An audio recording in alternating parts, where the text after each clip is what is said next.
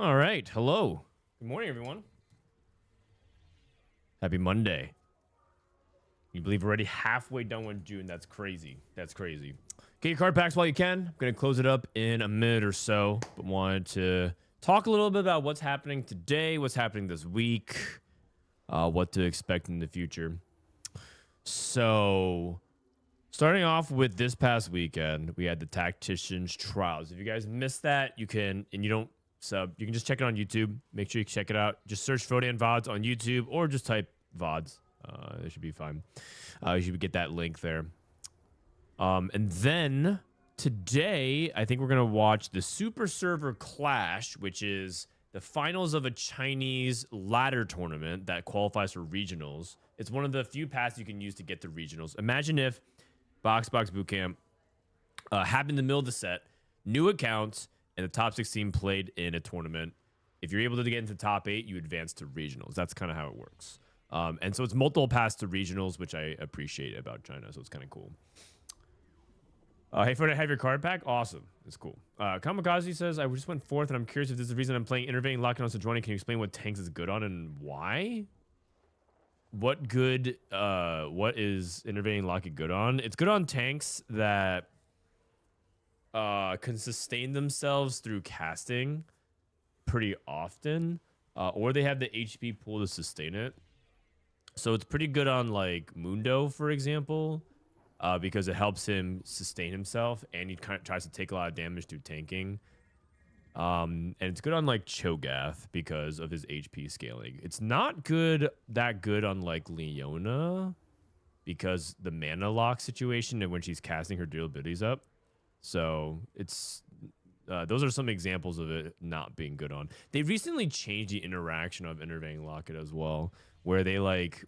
I don't know exactly how it works, but basically they made it so that it's less likely to go infinite. You don't need to know too much on the technicals of it, but if you're ever confused, just look up some data sites because you can find some really interesting interactions with Intervening Locket there. So let me see. The best Intervening Locket holders according to this is Dr. Mundo.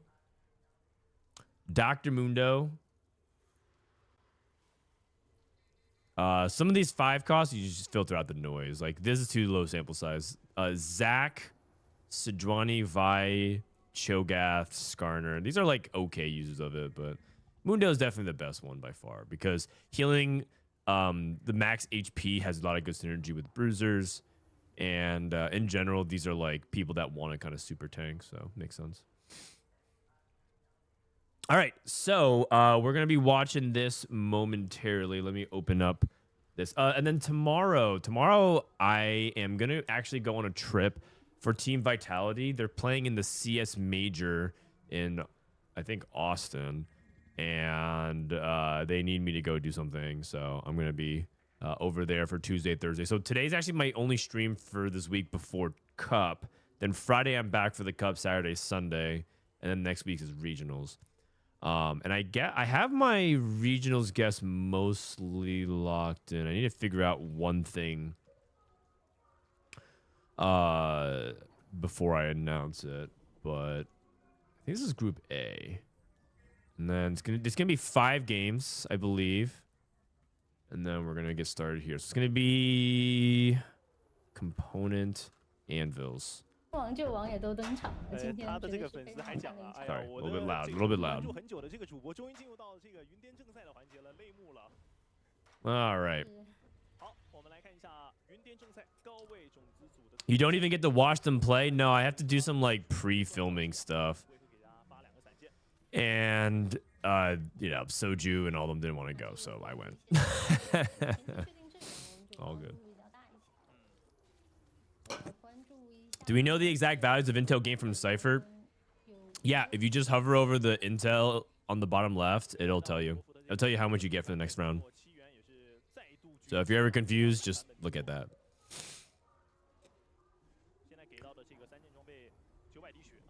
Well, all right, so this player is Guan. Guan is a pretty... He won regionals last set. So he is one of the favorites, I think, going in. Trying to see who else is on the player list today. This happened actually just a few hours ago. So trying to get all the the player information. We also have LightYgo. That guy has been performing pretty well also. In a lot of cups. He's actually a person who's climbed the rank 1 NA in the past. So, and he's actually a person that's usually like relying on some innovative tech. So they've gone, I think LiLuo is in this lobby as well, from what I can read. He's a set 6 world champion. So it's a pretty stacked lobby. It's a pretty stacked lobby.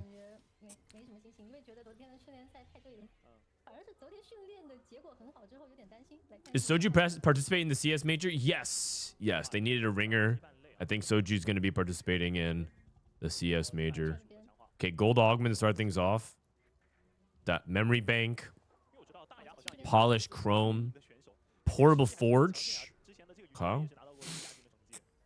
Hello, man. Back. What up, Kapusta? Can we talk about how ridiculous I opened every game into 4-1 amp and went from Emerald 3 into Diamond 3? This comp is so OP. Yeah, I mean, it might work for you. I think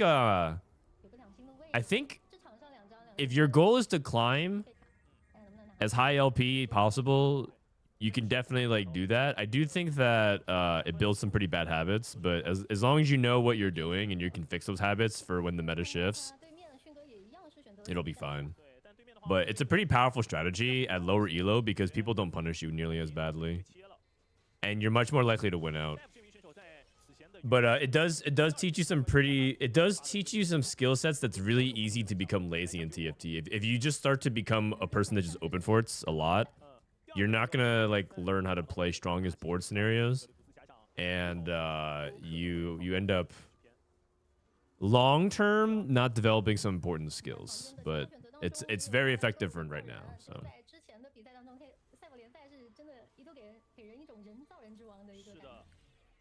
Weijin got signed by Fnatic. That's I don't think so. I think he might be a year late. Did they actually sign him again?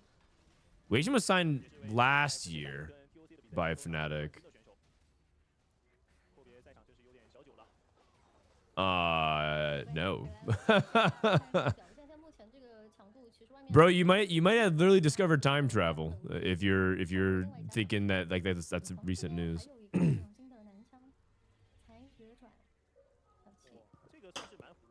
All right, this guy has Graves 2 already. Pretty impressive start. I mean, let's keep an eye out for something. Oh wow, he takes Executioner +1 for Graves. Really? Really? So this guy has played in regionals finals before. I don't see his username here listed on the participants. I'm looking at the participants. This is LiLuo. LiLuo is set 6 world champion, as you can see. He's also made it to the Macau final lobby. Pretty well established by now.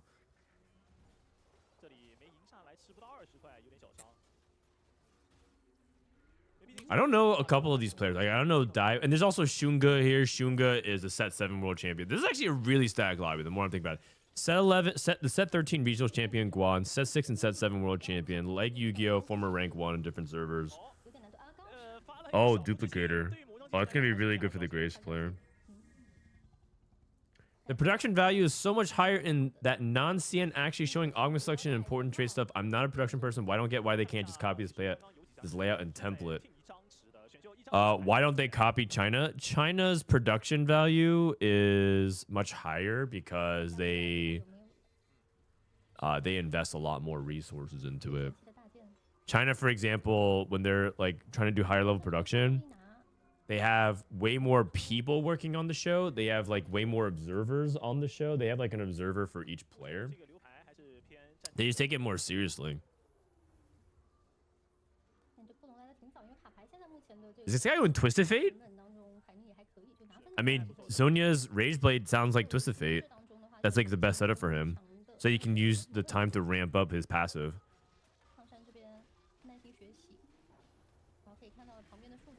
This is a newer player.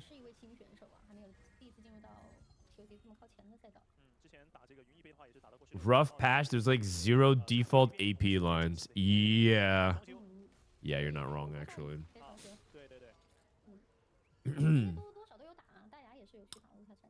I think that AP in general right now is probably dictated largely by if you can play a tempo dynamo line or if you can play amp. And in very rare circumstances, you could play something like Street Demon Brand or Vex. You just need to have like very specific setups for it. But yeah, it feels pretty bad right now to try and play into AP, generally speaking. I personally believe that this patch would be pretty suboptimal for regionals. I think that if they make them play on this current patch, regionals, I'd be disappointed. But the players might feel like they don't have enough time to prep for regionals if they don't get a patch, if they don't get the patch earlier, because there's only a 1 week turnaround. And players tend to pick the boring option because they'd rather play in a worse meta that they know than in a potentially better meta, but they only have time to prep. They just don't know. And there's like too much at stake. Isn't there one more patch before regionals? Yes. Wait, is this guy trapping during creep rounds? Oh, he is, because he has memory bank. Oh, okay. So like memory bank counts during creep rounds, so he's actually trying to box his Valiant. That's interesting. Isn't there one more patch before regionals? Yes, but the patch comes out like 2 days before regionals.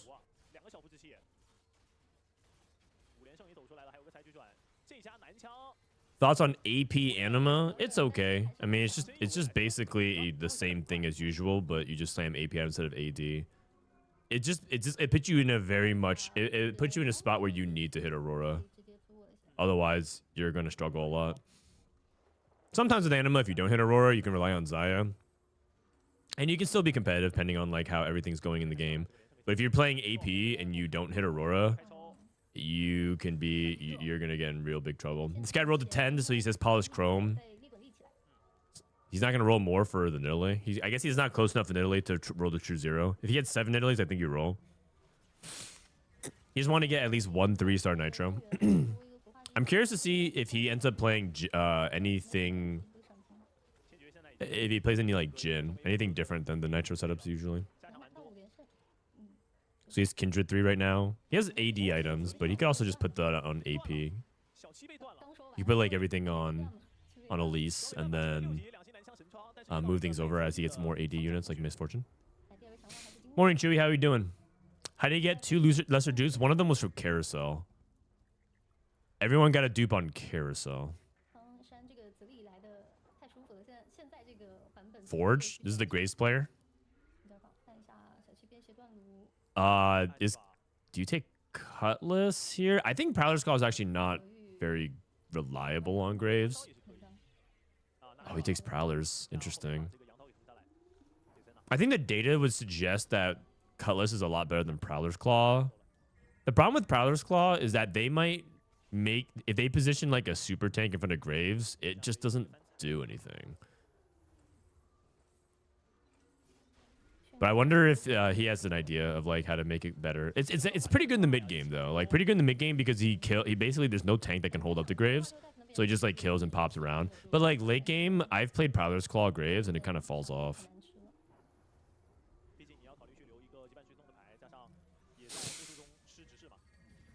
Stats like Cutlass much better. I agree. I think, but the thing is, Cutlass is also easier to play around against better opponents. So it's one of those things where maybe he thinks that Cutlass is just worse against better opponents.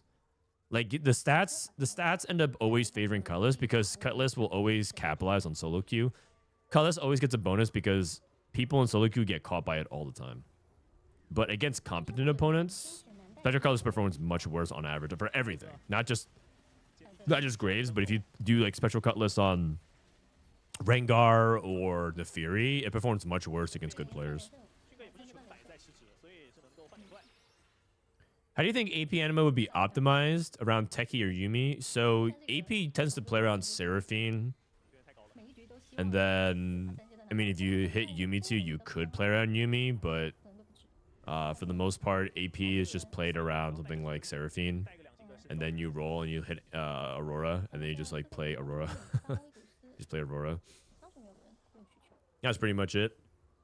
Theoretically, you could move some of those items to another 4 cost that you hit until you find Aurora. So if you're playing Techie, you theoretically could play like Brand, Shojin, JG, Guard Breaker, or something like that.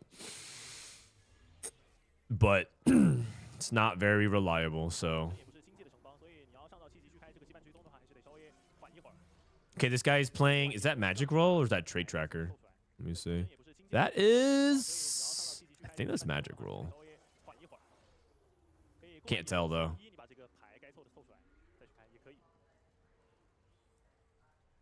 I do appreciate this, man. We keep asking like, what's their exotech, what's their like, and then what Anima Squad weapons they choose in. Like, I appreciate those small touches.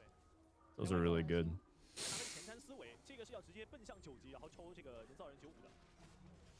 Overlay, in case people don't know, this is how many points they racked up to the day. This is their current streak, their gold, and their HP count. So, just good stuff. I appreciate the production value that China puts in.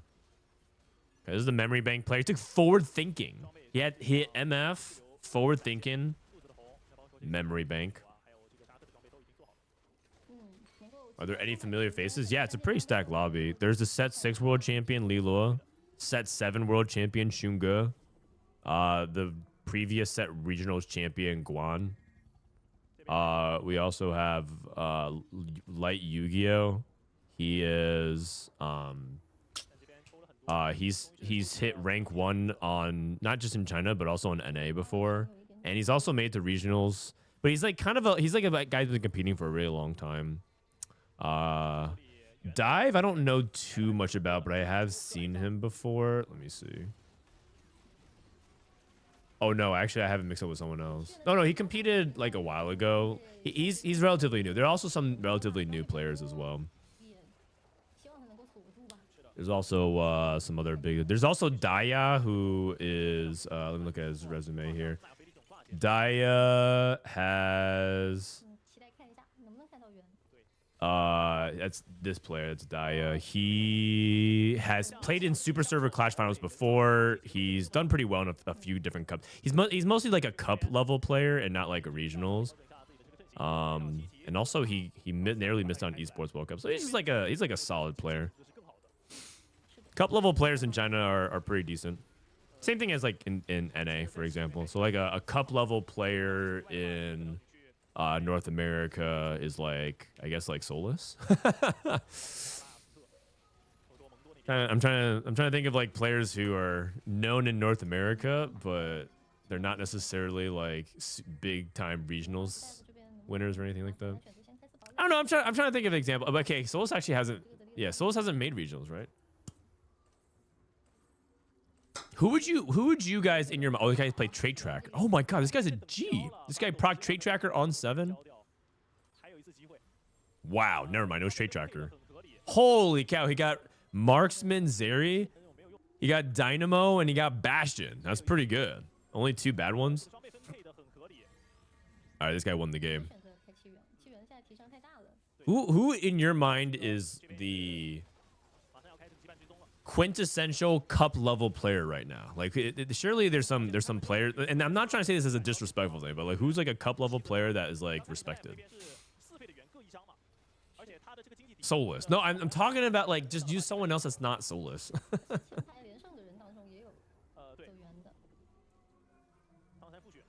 Someone like I'm Riveting. That's actually a pretty good answer. Riveting is... That's a person that like not many people really know. This guy's full transitioning bottom left, by the way. Full sold his board. Where's the forward thinking guy? Forward thinking guy is here in the top right. Top right is forward thinking guy.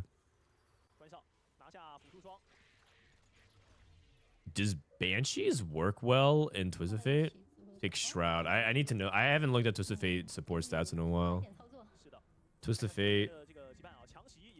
3. 5 syndicates. Support items. Twisted Fate's best support item is Randuin's, but that's because it's a movable object, I think. If you were to filter out that in your mind, then the best support item is Moonstone Renewer, then Big Gem, and then Treasure Chest. Treasure Chest actually makes sense because then you can itemize like your Draven 3 and your MF. But the absolute worst one, according to the stats. Oh. The absolute worst support item in the stats is Shroud of Stillness. But that's bad sample size. Let me increase sample size here. Okay, it's not the worst one. The worst one is Chalice. Don't get Chalice. This guy also took Trade Tracker and played Marksman Vanguard. Found Rapid Fire, Aphelios, Marksman J4. Awkward. He's also too poor to make this happen. This is XunGe, set 7 world champion. I think he was looking for like a Vanguard. Oh, wait, he has a Vanguard +1. Oh, so he's trying to go for like 6 Vanguard, but it's kind of tight. What patch is this? Current patch. It's current patch.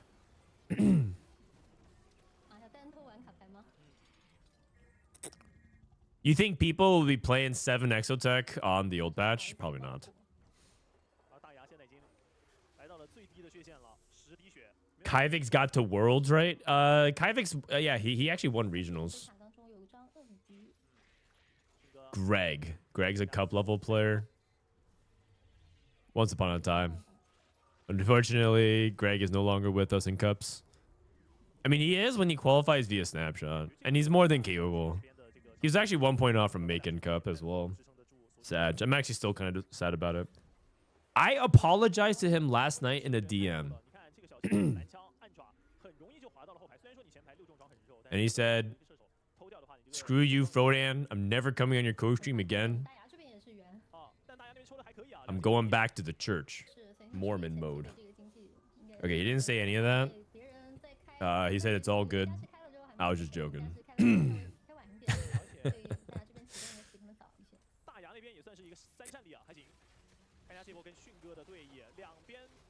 He's not a cup level player when Frodan is watching. Damn, man. Are you saying that he can't handle the pressure? That's kind of messed up. Okay, XunGe down to 1 life, 10 HP. This guy actually lost, even though he cashed out his Cypher. Cashed out Cypher into Exotech as well. His setup, what did he get off of the cash out? Looks like he got just resources. I don't see that he got like anything in particular, item wise. This is the TF player.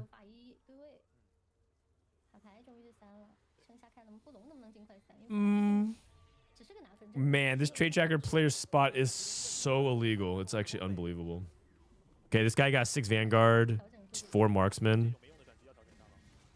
It's good on paper, but is it worth the HP trade, right? He traded so much HP to get to this. Oh, okay. I think this is the part of the game where Prowler's Claw falls off. But we'll see. Also, this is the Graves player that took Executioner Crest to start things off, which I'm really interested by. Because I don't know. I personally thought Executioner Crest was not good enough, but maybe... Actually, does Executioner Crest give you a Graves? Let me see. Set 14, Augments, Executioner Crest. No, it just gives you an Executioner emblem. What? Morning, Egan. How you doing? How are you doing? Okay, we hit MF. What do we got here? Rolling down. He's going for Ross 3 and Darius 3. He has a duplicator. He technically has it. I think he strongly prefers Braum 3, but he can go for Darius 3 or Ross 3 right now. He has Darius in shop. Is Darius 3 that worth it, though? You have 0 items on him. If there's a way to get, like, Syndicate onto him and Braum and Twisted Fate, like, yeah, but I feel like you usually go for either Braum or Darius. Oh, Zonia's cheese. Oh, the card was on the way, man. Yeah, that's a 3-star diff. Okay, downgrades Darius. He's going to duplicate Draven 3 as well. Or sorry, Darius 3. This is the Nitro player. Polished Chrome. He hit Nidalee 3 and Kindred 3. 4 Dynamo. Lock it off his support cache, which is pretty good. And he's not playing 5 cost. So his like his goal was 4 nitro, or sorry, 4 dynamo, nitro plus 5 cost. He got to Renekton and he got to Renekton 2 on 8 and VOD. Unfortunately, there's one big problem with this board. I think he's carrying a Kindred 3. And maybe it's just me, but I think Kindred 3 kind of blows at this stage of the game. XunGe's trying to go for the win out, man. He went down to 1 HP with Trait Tracker Vanguard into the win out. Madman behavior. I mean, I do think with that many emblems, you can win out with Vanguard Marksman if you get like the peak cap. But the thing is, there are so many capped boards in this lobby. There's Cypher cash out into strong Exotech. There's Exotech Trait Tracker that also looks insane. There's 3 weight. The thing is, the Exotech players are all griefing each other. There's 3 Exotech players. This Nitro player does not seem like a big threat. Oh, wait. Just kidding? Oh, never mind. Wow, he's dead. Oh my god. That was actually kind of close. He almost beat the Cypher Zeri cash out player. And the Zeri has pretty good items. He actually has Pulse not on Zeri though. He has Pulse on Jhin. Is that right? Is that right?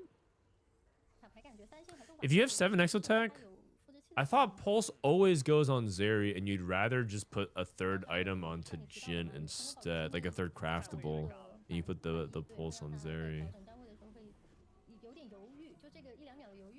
Wait, that has to be wrong because he also has IE on Jhin, and Pulse is basically like Infinity Edge and Gold Collector. Like, wouldn't you just? I guess he doesn't feel like he would rather have Gunblade on Zeri. I'm not sure actually. This guy has Garen mods, 7 Exotech. Dude, this guy has so many items. What the heck? Everything is basically as tanky as like Mundo 3. It's crazy. He actually has like 1 item slot available on his Garen, and he's literally putting Gunblade Siobhan. He has that many items.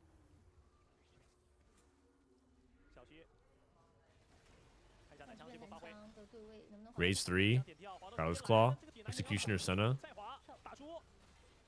Executioner Senna. Does this guy have the tech? I mean, he's losing to a bad matchup right now. Cash out Cypher. XunGe's dead. Vanguard Marksman's dead. So Guan's dead. LiLuo's dead. XunGe's dead.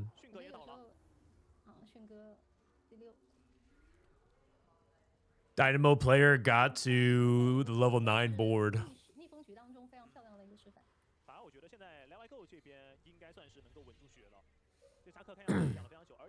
You should move Marksman to Garen and let Zeri take Gunblade. I mean, Gunblade is pretty good on Zeri, but is it better than Pulse for 7 Exotech? You would let me see, 7 Exotech, Pulse Stabilizer on Zeri versus Jhin.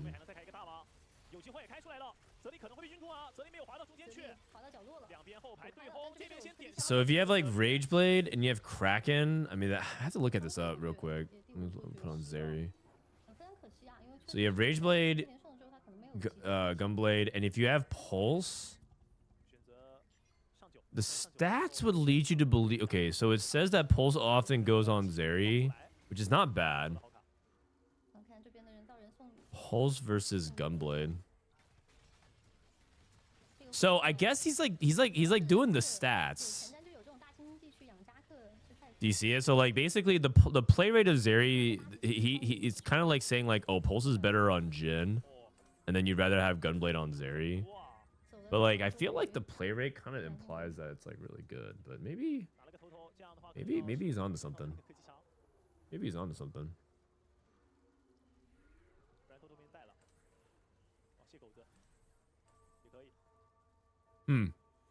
Interesting. If he wins out, I'm open-minded about it. Like either way, that's like minor optimization that actually, like a lot of people are putting Pulse on Jhin. They just like this guy's putting Pulse on Jhin. I mean, he has Marksman emblem, so that makes sense as well. Like, it makes sense because of the item distribution, but the other guy had the choice, right? Because he's playing 3 craftables. The sample size is so bad. Well, 3,000 is actually kind of a reasonable sample size. Also, he died. But I think it's because these guys just hit peak. Like, trade tracker into this is just unbelievable. And then we have like Capped Dynamo, which is also really good. Memory bank into Capped Dynamo.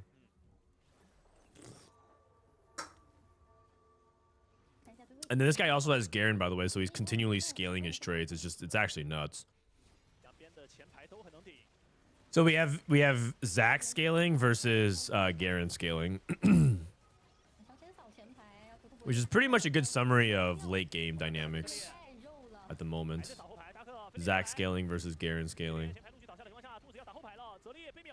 Oh, MF cast again. Oh, it's close. Oh, Aurora. Oh, I thought she missed. That would have been crazy. If she like lost, if you lost the fight because she missed. Nah. Wouldn't Gunblade on Jin basically be a dead item? I mean, not really. Gunblade on Jin is fine, I think. In fact, I'm sure that the data even suggests that it's fine. Zeri, Jin. Yeah. In fact, if you are a sample size Sammy, Gunblade on Jin performs pretty well, but I think that's fake stats because that stat is like if you are in a spot where you have extra items and you play stuff on Jin. It's not like Gunblade is Biss on Jin.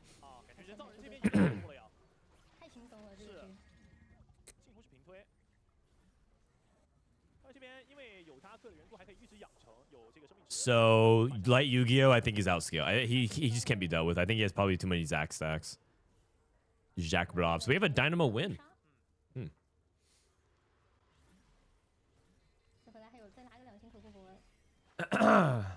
These stats Andes can't even read. Huh? The wider contested the situation, though, is he has Cypher cash down his infinite items, and you're rarely in a position to build Gen and IMO, so you just be default to Exos IMO and Zeri, so the sample size for the situation you actually do is plays reasonable IMO. Yeah, well said, well said. I agree with everything. That's one hell of a sentence.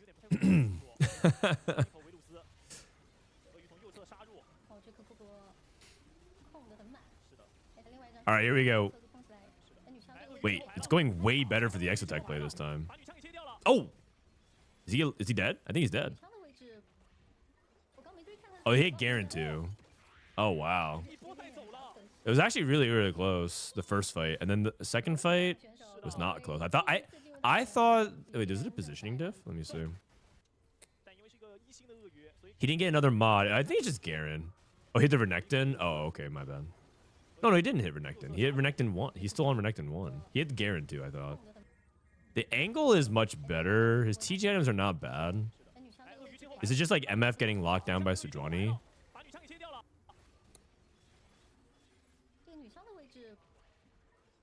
It was the Bastion diff. It could be a lot. It could be a lot of things. Hard to say without being able to like watch it from his POV, but either way, both boards were really capped. Trade Tracker, Exotech, and Dynamo. So, all right, solid first game. A lot of the usual Exotech shenanigans. I think the meta looks pretty much what we expect. There's a couple of different things that they approached. There's like optimizations, but I haven't seen anything too crazy. Game 1. See if we can get a screenshot of the post game here. See if we can get a screenshot of the post game. Oh no, they just go straight into next game. Oh, okay. Okay. All right, so that was game 1. This is game 2, and this is bonus augment. I didn't see which stage number it is though, and we'll find it out.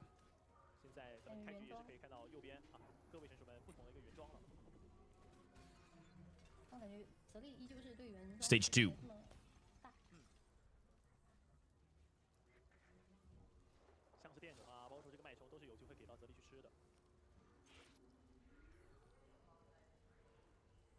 All right, so we have XunGe, who went 6th last game here. This is his POV. Starting off with Kog'Maw, Vi 2 for LiLuo. Everyone's holding like Vanguards and Kog'Maw to start things off. Pay attention to what people are holding on stage 1. Matters a lot. If you're trying to like learn and improve at the patch, which I'm assuming everyone's here to like... I mean, maybe you guys are here just for the raw, thrilling entertainment of professional teamfight tactics, but I think a lot of you guys are here to learn. Pay attention to what they're holding early. And actually, even perhaps more specifically, what they're not holding. This guy's playing Nitro. Looks like CN does value like early Nitro if they can play around to it. And it makes sense because Jin can go into this core and Jin's a good unit.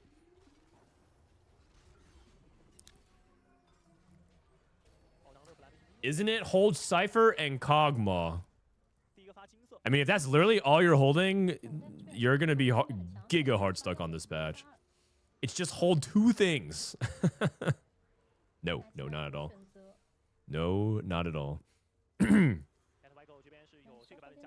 You might be too tunneled on the meta. The TFT is not so bad. You literally hold only 2 things on stage 1. That would basically make it one of the worst balance patches of all time, and it's just not.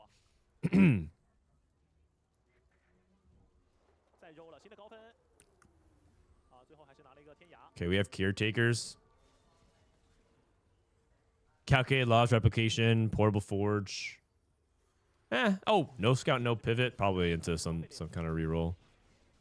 Caretakers with no tempo into loose streak on no econ. Uh-oh. This is we saw T-Lies do this twice yesterday, and he went 7-8. I actually really dislike this setup these days. I just feel like it's so easy to be very poor, and you have to just, it's like basically you're almost like all-inning your roll down, because you don't have the econ set up for it. It feels like you have the natural units, and rolling on 6 is very dangerous unless you hit like a mega econ setup on 3-2. I'm finding that it's actually pretty balanced right now with 1, 2, 3 cost rerolls, fast 8, 9 comps. What do you think? I think the meta is sort of balanced, but I think that the meta is like pretty narrow, if that makes sense. Like, I think it's like, but like a lot of things can win and do well, but the meta feels pretty narrow this patch to me. And I don't like that aspect of it. But it's like, but the numbers look fine-ish, and everything it's not like everything is like there's, it's not like there's some things that are truly unplayable. But right now I would definitely say that I think the patch has significantly narrowed. And two patches ago it was pretty wide, and I would say that we've gotten more and more narrow with each passing like meta development. 3 costs where, I mean, 3 costs can do well. It's usually not the primary game plan though. It's like adjacent to things. So if you go for Graves, if you're able to hit the 3 cost, that's really good. Twist of Fate, if you hit the 3 cost, it's really good, right? Things like that. And so you're like looking for 3 costs. If you're playing Elise and you find Elise 3, that's also good. But it's not like you're looking at it as your primary game plan. You're not rolling for Elise 3 on 7. If what you're talking about is, I want level 7 strategies. Level 7 strategies don't really exist right now outside of 2 cost rerolls that want to roll for 3 and 4 costs. That's probably one of the biggest gaps. There's obviously level 4, 5, 1 cost reroll. There's level 6 rolling for 2 costs, and there's level 8 and 9, but there's not really level 7 strategies. And that's because level 7 strategies right now are have the thinnest windows in the game. Because when do you go to 7? Usually you go to 7 at the beginning of stage 4. But the issue with that is at 4-2, a lot of people tend to spike with their 4 costs. And so you have like a 2-round window to really establish your tempo and catch your footing. And if you miss that, it's possible that you get completely overwhelmed. So it feels like you have to play it from a really big head start or like a super econ situation. And that's assuming you're not just like contested, right? So like when I say contested, it means like people contest your adjacent units. Let's say like one of the biggest problems with like Chug Bug, for example, is that you're never gonna hit Gragas. Chug Bug actually gives you tempo. It's actually a reasonable tempo on 1 and 2 star, but you'll never hit your Gragas 3 in an average lobby. I think a really good example of that yesterday was Emily Wang playing Rost, Hero Augment, and from 2-1, me and Broseph were already predicting that she was going to struggle to hit her Rost, and it's likely going to be a very bad finish. And she proceeded to hit one. She hit 4 Rost, 1 extra Rost from Rost 2, and then she just didn't hit it. She hit 1 more Rost throughout the rest of the game, and she went 8th. So yeah, it's pretty tough. It's pretty tough out there. So I would say that like there's a lot of meta environments right now that also put you in tough spots, even if you have good 3-cost reroll lines, because there's like a lot of things like that. I mean, Ross is a 2-cost, but there's a lot of there's multiple scenarios of what I've just described. I would say the best 3-cost reroll right now is Cypher, like Draven Galio.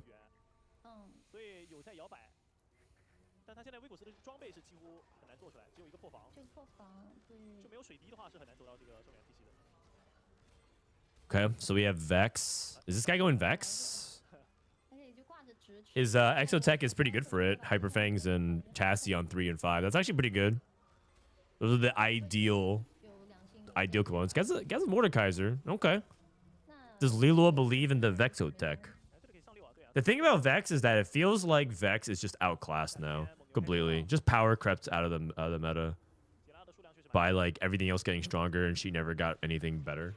And so like she was the best at one point because she was, and then everything just got better and better and better, and then her matchups became worse. I mean, they did nerf her one time, but she just basically didn't get anything for 4 patches now, and everything just got better than her. So she just got outpaced. And that's just part of like being a more balanced meta. Like maybe Vex was never even really like truly that good relative to like where the baseline should be.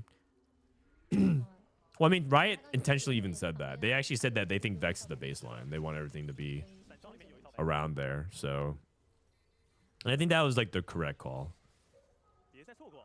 I'm glad they didn't nerf Vex too hard. Is that how you play Cypher now? You reroll level 7? Not necessarily. Sometimes you do roll on 7, but a lot of times you roll on 8, in my opinion.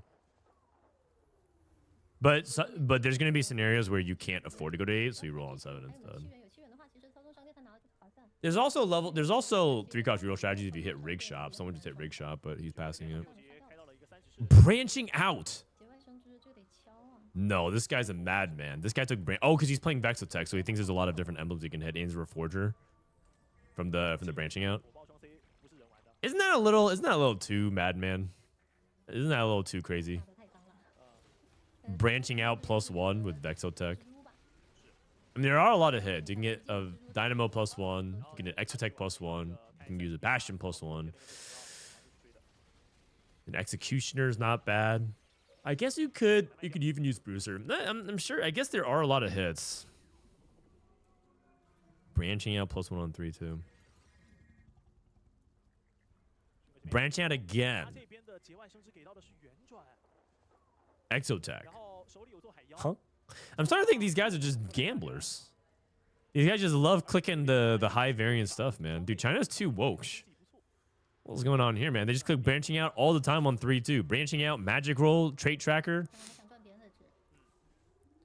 Any thoughts on how TFT chooses to do its frontline trait construction where you're encouraged to go verticals on frontline rather than mixing? I've talked about this at length like several times in different formats, both on stream and in videos and whatnot. But I think that in general, that what I want is just very different than what the average TFT player wants. I want more open-ended, fluid, like undefined types of front lines because it allows me to potentially mix and match boards that are really unique. But in general, TFT has repeatedly gotten feedback from the general player base that they would prefer like either direct or indirect that they would prefer things to be a lot more structured, because it doesn't make a lot of sense for them to like like one of the biggest learning moments for TFT players, which is also an exit point that blows people's minds, is selling a 1-cost unit that you've been playing. A lot of people really don't like that. And so why is it like a 1-cost ties to a 4-cost? Why does Silas tie to Leona, for example? It's because they want TFT players to have like a structured trait that like makes sense for them to build, that's like logical. And you might be like, okay, well, it's just like the casuals like ruining TFT, like XYZ. It's like, that's not really like a thing that casuals ruin, because if you go and play another auto battler, my instinct is do the same thing. When I play like another auto battler or I play another game, anything similar to TFT at all, I look at the first thing that I could pick up and I try to build onto that. That's just natural strategy gaming. If I play a deck building roguelike, I play Slay the Spire, the first cards that I pick up on my first few floors, I try to build around them. And I try to like take a card that synergizes with what I already have. If you're saying like, well, the correct strategy as you get better in every time is to always like disregard whatever you pick first, that's not something that I think a lot of players will particularly enjoy and find satisfying, unless you enjoy the nuance of counterintuitive plays. And so verticals in general, like having the straight trade structure of pairing is a good thing. It's a helpful tool for a lot of players to like onboard into the game, to not make TFT just so complicated and difficult. And there might be like a lack of enthusiasm around verticals once you're a seasoned player, but it's like important that they exist. People, thanks for the 3 months. No more ads? Yes, no more ads. Or, you know what the real tech is, people, is also Twitch Turbo, but I appreciate this up as well. Okay, so we have the level 8 roll down here for the Exotech player, or for the Cypher player.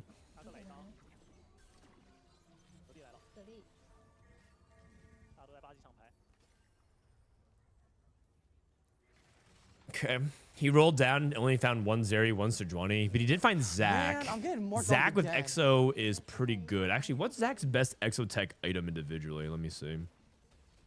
Zach with Exotech emblem on the Zach. Zach's best Exotech item is Repulsor Lantern. It's not like super significant. It's not a major delta shift, but it makes sense. The one that gives the most HP. Lantern. Coil gives resistances. Lantern gives the most amount of HP. Makes sense. Twitch Turbo is so expensive. Yeah, that's what I was. If you can afford Twitch Turbo. For me, Twitch Turbo is like Netflix. I don't actually own a Netflix subscription. My wife does. So I use her account. But, and I don't think I've ever subbed to Netflix, actually. I literally never. Steal my neighbor's Wi-Fi, never use my own, never get my own account, right? I've always had that with Netflix. With Twitch Turbo, I'm on Twitch so often that I just like, it's what I have. Coil second, yeah, it's Coil second. Chassis is pretty bad on him. Don't put Chassis on him. Piercing Lotus for the cash out player. Cybernetic Bulk is pretty good. A lot of people got some solid augments here.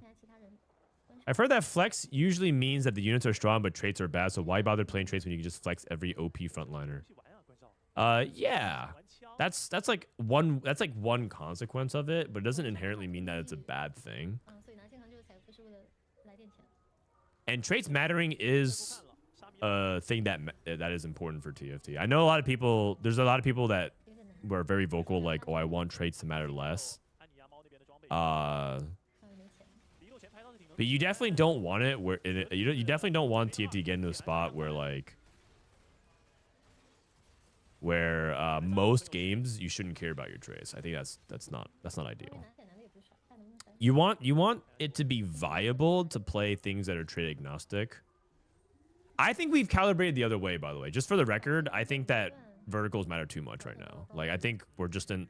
I think if there's one sentence I can summarize about the meta right now is that verticals are too strong.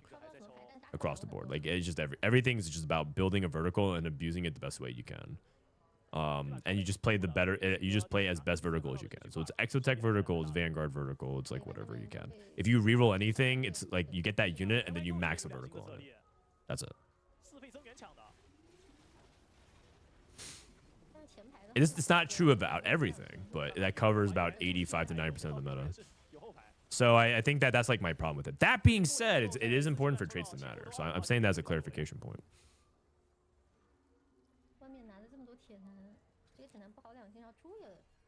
This guy lost with the 7 Exotech. Okay, how many people are playing Exotech? We got 1 Exotech, 2 Exotech, Cypher, Dynamo, Marksman Vanguard, Exotech, and Gorilla. So 3 Exotech players, right? And then one reroll player, 2 Cypher players, with 1 looking like he wants to reroll LeBlanc. I think DaYa wants to reroll LeBlanc. He has Shojin JG Guard. Then Dynamo.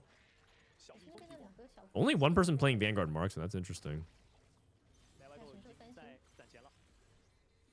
If there were 6 marksmen, it would have been abused by now. Yeah, exactly. Well, okay, 6 marksmen's a little bit hard to get away with. Six trait backlines, like pure backliners, tend to be very hard because they need to have either overwhelming stats or their tanks need to be very OP.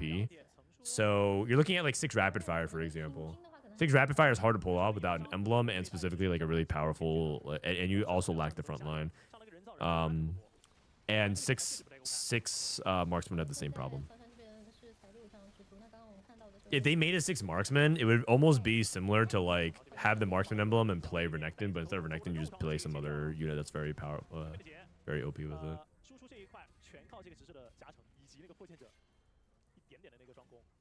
Was there any set where traits didn't matter as much? There was a composition back in set 2 that didn't really matter how good your traits were because the units themselves were very, very OP. There's a trait called Summoner Assassins.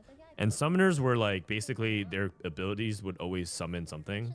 So if you played Azir, he would summon a clone of himself on the battlefield and attack. If you played Malzahar, he would summon like some extra stuff. If you played Zyra, she summoned some plants. And then there's Assassins. So you would play Assassins and jump to the back. And the reason why that composition is if you played TFT for a long time, you might remember the days of some Summoner's Assassins, or we call it some sins for short.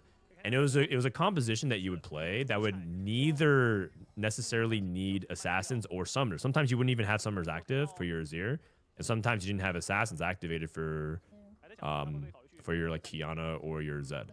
And so I mean, Zed was the Summoner Assassin as well. So sometimes you wouldn't even play that. But that's because that comp was utter bullshit. It was completely utter bullshit. Like if we played it today, if they ever do a set 2 revival, you guys, I can't wait. One of these days, Riot is going to be forced to revive set 2, and I am going to show you how terrible that set was. I hope they change nothing about it. I hope they literally bring it back, and I can't wait to show you why every top player who romanticizes the idea of Z2 is just full of shit. I can't wait to show you guys. It is so unbelievably imbalanced and terrible and frustrating to play against. Everything terrible about TFT existed in this set. Egregious imbalance around 1 cost being way too OP, non-interactive gameplay, right? Like the reason why Summoner Assassin, like complete degen open fort into like all you need. People, you think the open into Amstrat was completely terrible? Imagine if it was determined completely off of Carousel at stage 3. Because everyone would just open fort into Spat for stage 3 to try and force Blade Master Nocturne. And Blade Master Nocturne won as an assassin, would completely dominate games. Your games would literally end in stage 3. Like you were literally dead in stage 3. I'm not exaggerating. The damage scaled off star level in stage 2 in set 2. So if you lost to 3 stars, like let's say a Gorilla, right? If you lost to 3 stars, you would take more damage per star level that survived. And so if you lost because someone was high rolling, you would literally die in stage 3. You just took way too much damage. The set was awful. It was one of the worst sets ever in TFT history. And every pro thinks about one comp. They think a Summoner Assassin. They're like, oh my god, that was peak TFT. And they don't even talk about the bad parts about it. Do you know why Summoner Assassins was so strong? Is because Azir, as a 2-cost 3-star, was extremely busted. He performed at a 4-cost level, and he randomly summoned a copy of himself on the battlefield next to an enemy. Randomly. So imagine this Aphelios was Azir. He just summoned... I have a pen for this. So this is Azir. This is Azir. Okay. This is Azir. His ability was summon another random Azir on the battlefield and just start attacking the enemy. So he can summon on the front line and attack this useless tank. He can summon here on like a backline support unit, or he could summon perfectly right here and then attack 3 times and kill your carry. And that was his ability. And you would stack Rage Blade on him so he can multiple spam cast. And you just pray. It's like imagine the carry's ability was just Fishbones. Imagine Fishbones just being the unit ability. And it's a 3-cost, Tune as a 4-cost. That's why that comp was so good, because all you need to find was a 0-2 and Fishbones your way to a top 4. It was complete bullshit. And everyone's like, he'd be like, oh my God, so flexible, so skill expressive. Shut the fuck up. Oh my, congrats, you Fishboned your way to a top 4.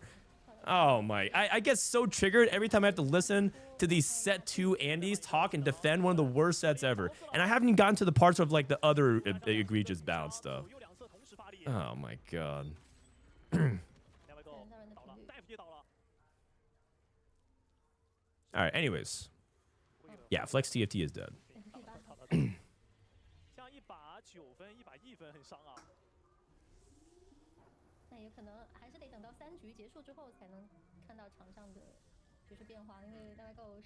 Don't even get me started on Zed, okay? Because the thing is that the Azir was complete BS. But Zed as a 5-cost, oh man. Like he was the way that capped that comp. Oh my goodness gracious. Okay, don't even get me started on Zed. Don't even get me started on Zed. This guy went 8th. I don't even know what happened. I was too busy just ranting about set 2.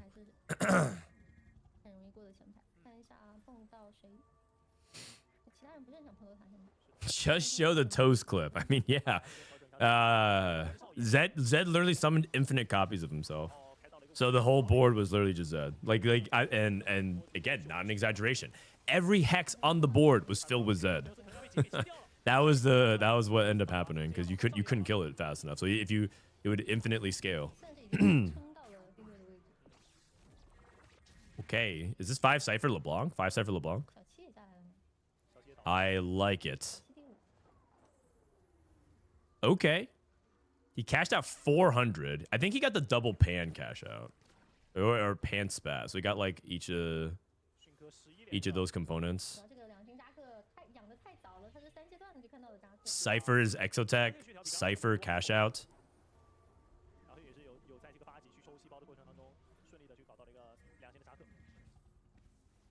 Wait a second. You're telling me... Are you telling me 1st, 2nd, and 3rd are going to be players who all cashed out Cypher? There's no way, man. No, this guy's dead. Well, he's dead to another Cypher player. Oh, man. Has Zed always been a 4-cost every set he's in? No, he's been a 2-cost many times. As a ninja in set 1 and set 9.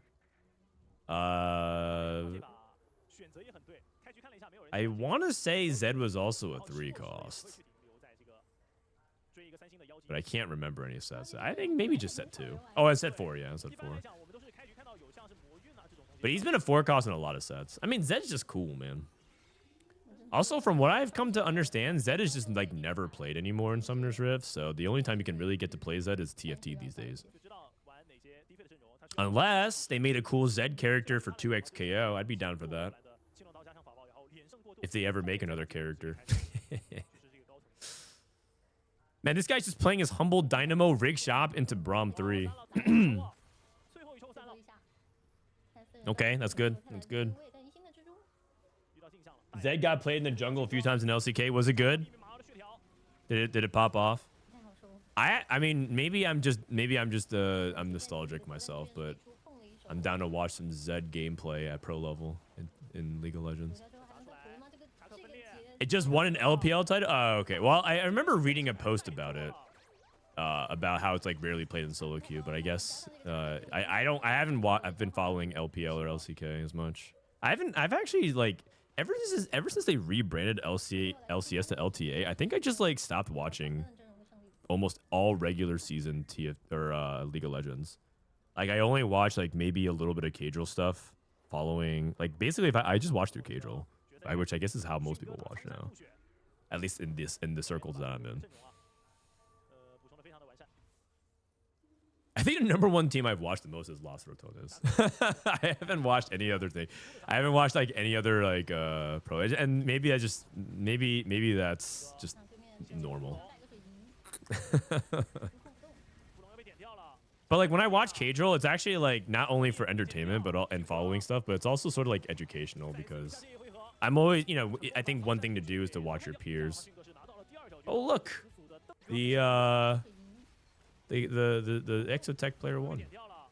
Actually, is branching out on 3-2 is kind of crazy, but it makes sense. And I guess if you're playing Exotech, there's so many different ways that you can win with that. And he hit an Exotech +1 with his branching out. His Exotech +1, he just puts it on Zac, and then he just scales Zac, and then that's the game. So.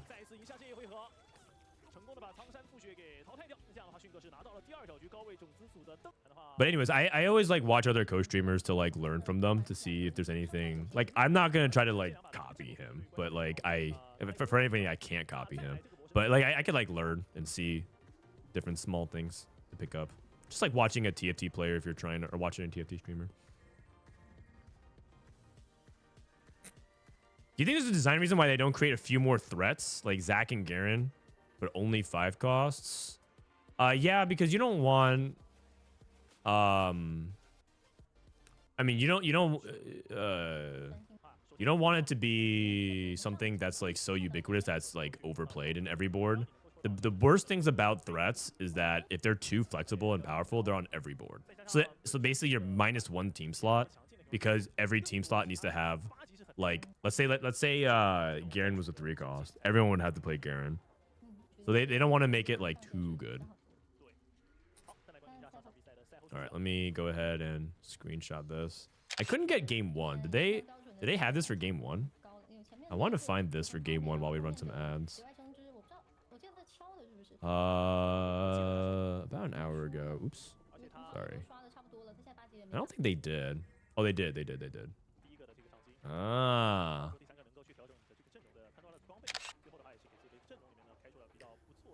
All right. So far we had a Exotech win.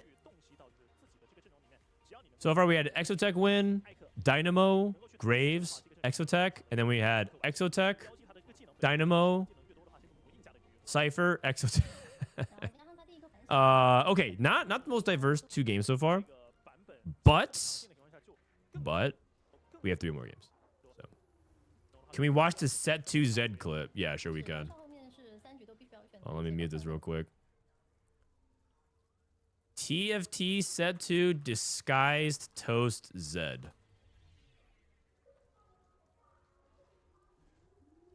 I broke the game with 25 Zeds.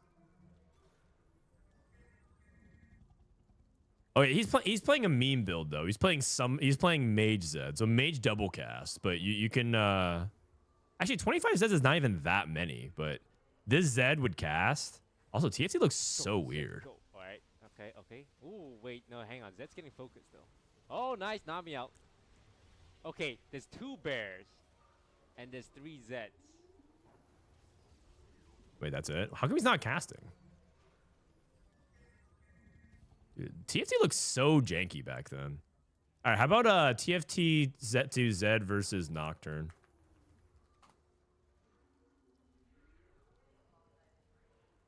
All right, here we go.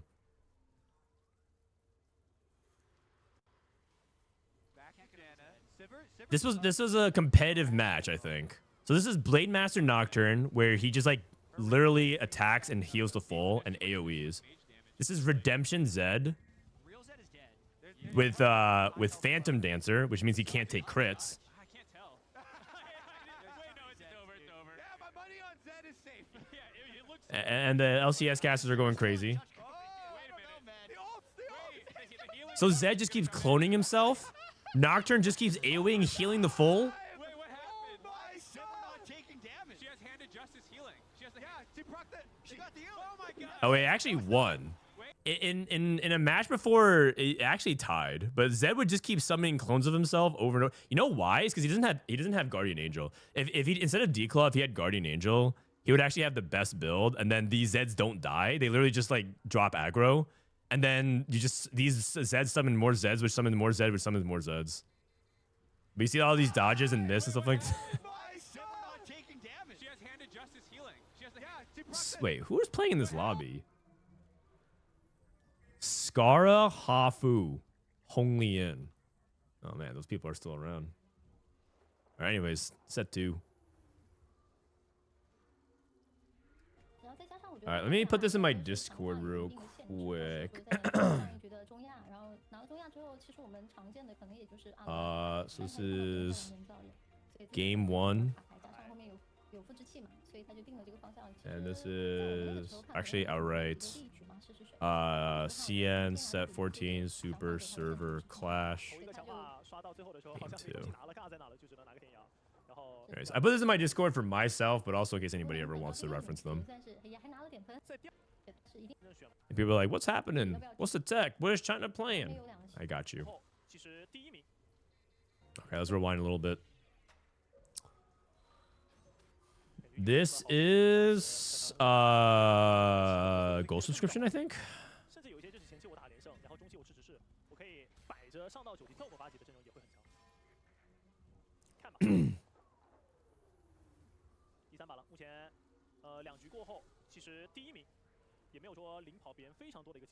Phantom Dancer reminds me of the Phantom trait. Oh man, that trait was pretty terrible as well.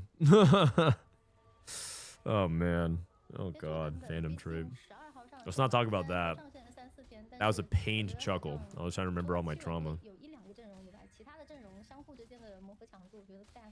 Phantom would randomly choose one unit on the enemy's board and drop it to 100 HP. And so if you're playing Gorilla Reroll, like you're playing Mundo Reroll, it could just put your Mundo down to 100 HP, which means that he dies in one auto. The thing is, it's random, so it could also hit a useless unit that you don't care about, right? If you're playing in Alistar 1, it could just hit the Alistar 1. Or it could hit the Mundo 3. So, that was the trait. If you want to experience Phantom, it's currently available in Pengu's Party. No thanks. No thanks. I'm not a person that tends to revisit their trauma in order to conquer it. I'm not a person that needs to do that. I'm okay. I've learned and I've grown. No deal. We say no deal.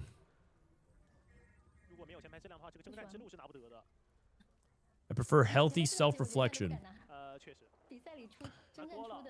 Someone has no scout, no pivot as well. Cooking pot. Long distance pals. We've seen a lot of people play long distance pals into Slayers. That's like a really common setup here to get XiaoQi going early. Okay. Oh, this guy is playing next to somebody. You see that? He's competing next to somebody. Oh my goodness. It's actually so disorienting. Oh, is this guy also Shaco? Nah, he's just playing Tempo Shaco.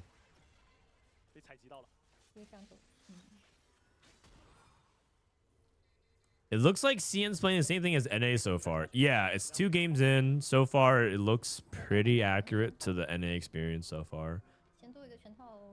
They do a couple things differently. You know, we see, for example, that they are willing to play comps from different positions. Okay, this is something interesting. Cooking pot, open fort.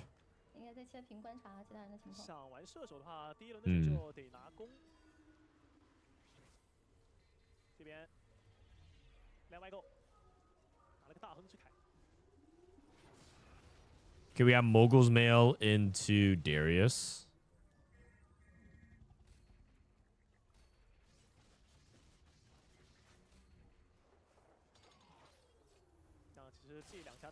Is this Mogul's male Darius into something? Looks like he's holding Kog'Maws. He is over leveled though, so it's not going to be like a 1-cost reroll.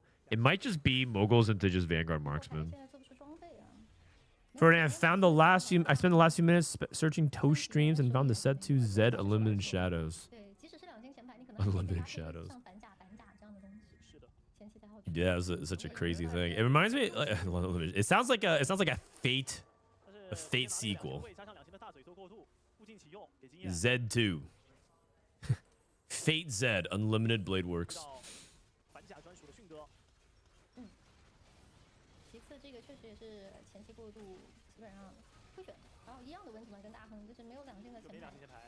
I wonder what that guy's gonna do with Cooking Bot. He might just like use it for a marksman +1. He might use it for rapid fire. Although I'm personally not that big of a believer in rapid fire as much anymore. I think rapid fire can be good. I just feel like you have to high roll like a lot. Like a ton with it in order to get it going. I think the problem with rapid fire is that you really need to hit Renekton too. Just hitting. I mean, you can stabilize for a while before you get there, but it feels really, really easy to just like lose a bunch of matchups. Man, I'm getting more dogged again. Common, thanks for the 3 months. The game is also better balanced when compared to the patch where Rapid Fire Renekton was clearly the best comp. It got nerfed and then other comps got better, so yeah.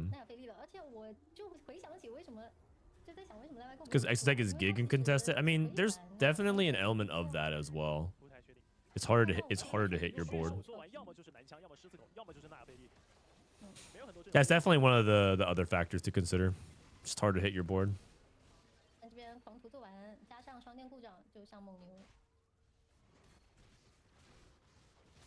I lost me. How you doing? Anyways, comment. Thank you again. In my opinion, Set 8 was peak TFT. Did you was Set 8 your first set of TFT or first or second set? Because I find that to be a consistent opinion amongst people who like only just started playing TFT around then. Because Set 8 was also a pretty weak set in my opinion. If we played Set 8 today, I think a lot of people would be complaining about it. There were fun things about Set 8, but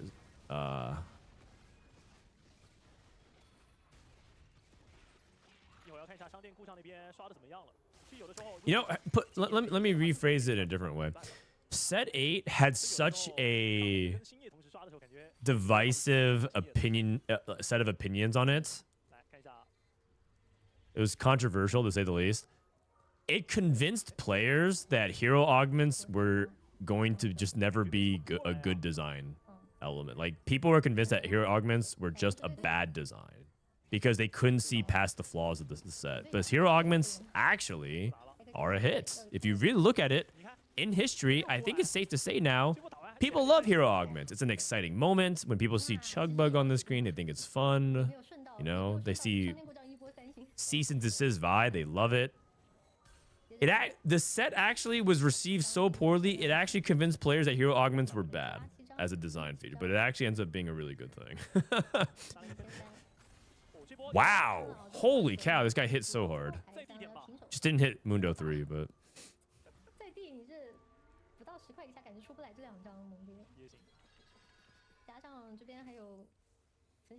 Yeah, so I don't think Set 8 was peak TFT in my opinion. There were definitely fun things about it though. You know, I did a video with Raditz and Saint Vicious where we reviewed sets 1 through 10, and maybe I'll do that for the next 5. Maybe we do one for set 1 to 15, and I'll at the end of next set. 15 is a pretty decent milestone, right? I'll do like a set 1 to 15 review. It'll be like a 5-hour stream, and then by set 20, I'll do another one. So I'll be in another like year and a half. By set 20, we'll do another one. That's gonna be like 7 hours. And then by set 40, it's just like a 15-hour stream yap fest of just like me doing like the sets 1 to 45 or whatever. Yeah. 因为其实对于震撼这个装备，从其实上个版本出来之后，大家都不是很想要。我感觉现在是可以接受。 And then I just retire from educational content, and all I become is just a TFT video essay guy. All I do is just do like the historical video essays on like this was the worst thing ever in TFT history, or this was the best comp ever. You know, just go full casual YouTuber route, and I retire on my yacht. There's actually a really big untapped audience that wants that in TFT. One of the biggest openings in TFT right now, if any of you guys are thinking like, oh, I wish I was a TFT content creator, would be to do like video essays, good video essays. But it requires a lot of effort, and you know, the niche that I fill already, I don't think I can pick up more, but maybe I could. Maybe I just transition.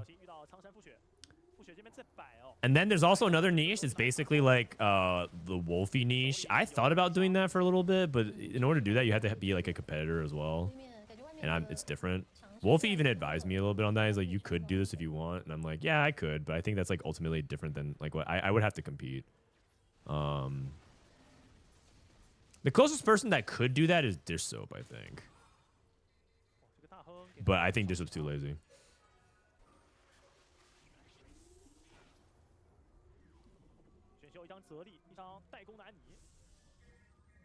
Gangly has been doing some. Yeah, Gangly's been doing some. Gangly does it more as like a journalist though. Like he's like doing it more as a documentarian. Versus what I'm suggesting with I guess the others, that Wolfie is more like from the player's perspective. When you say video essays, do you mean stuff like what Virtual does for Trackmania? Yeah, stuff like that. Stuff like that. It's more about like just general topics that are interesting and could actually live beyond just like one set.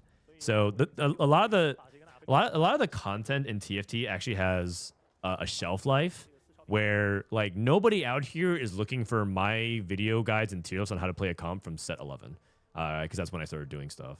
So like no one here is interested in Warden Ash Porcelain tempo, right? Like no one cares about that anymore.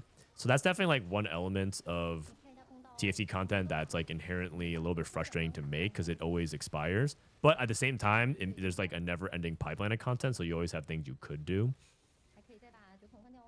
So there's like a trade-off there that's like something to consider. But like one thing that could be evergreen in TFT is just like the video essay stuff. Okay, we have Cypher with Immovable Object. Immovable Object, Rageblade stand-up, so it's just going to be standard AD. I think it's Vanguard Marksman, but you could also play Exotech if you want with it. I think it's a little better actually in Exotech than Vanguard's, but both good.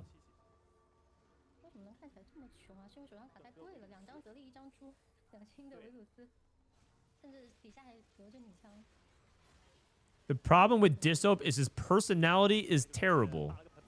Wait, what? I like Dish Soap.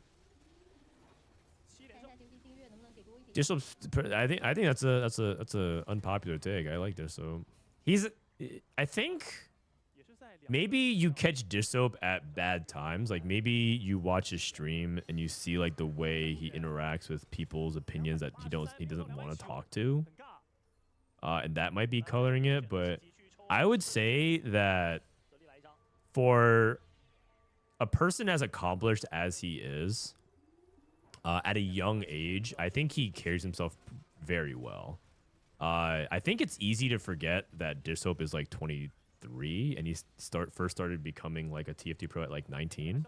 And you wouldn't assume that because I think he carries himself as an older person. He's like far, far, far more mature and reasonable and understanding of like, not just like of how to conduct himself, but also of like his position and standing like in the community. And I think that's like, if you're talking about his worst moments where he's like on his personal stream crashing out about the meta and like not wanting to get backseated, I think that's like an unfair representation of like how he actually carries himself. Because if you look at the average TFT player, especially people who are 6 to 7 years older than him, acting like they're 6 to 7 years younger than him, I think that you would actually change your tune if you actually can analyze, if you can take a step back. 哦，经典的画面啊，就是你这个三星的猫。Wits End Aphelios. 这个振奋其实你这样看来起来还可以啊。 For now, saying his personality isn't fit for making content because you said he could fit a niche. I don't think he would fit. Oh, I see. But you said his personality is terrible. I feel like that's like a different. That's a different. You could describe it differently. You say it's not a good fit for what I described. You could word it differently. Personality is terrible. What?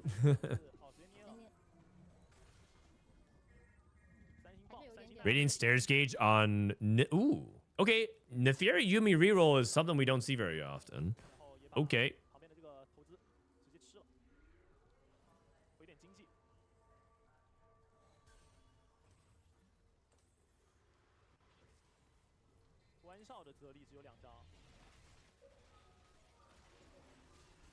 Sorry, I baited. I mean, it worked. Rage. Ha, gotcha. Sorry, I rage baited. You got me, guys. You guys got me. I took the bait. You guys might not be masters in TFT, but you're masters at baiting.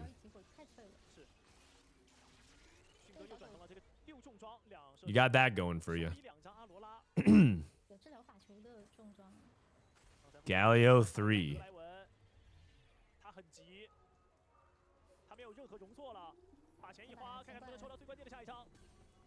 Okay, rolling down. 6 Vanguard. This guy fast 9'd. Whoa. This guy's fast 9 Vanguards? Whoa. And he's just playing Urgot Vanguards? Okay, I'm awake now. This guy's true fast 9 Vanguards. And he's just like, I'll figure it out. I'll just play 6 Vanguards and I'll figure it out. Is that real? Is this real? Is this guy going 8th? Wait, this guy's going 8th. He's playing Cypher Cash Out, and he just can't kill Gorilla. He's dead. Oh, I see. Cypher Cash Out, Draven 3, just can't kill the Gorilla.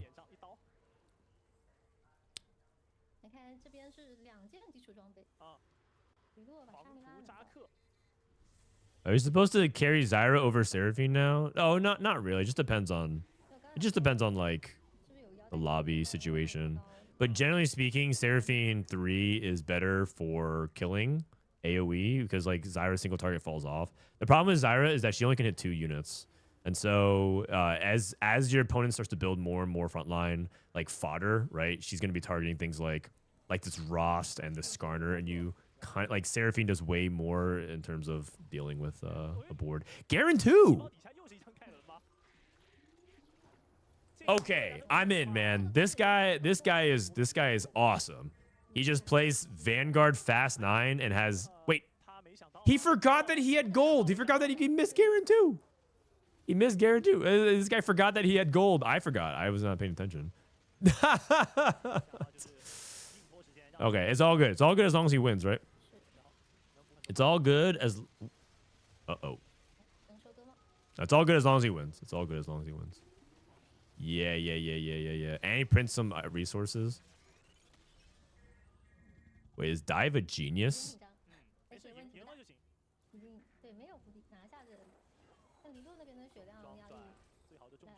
Huh. Wait, what did he get? Mod-wise?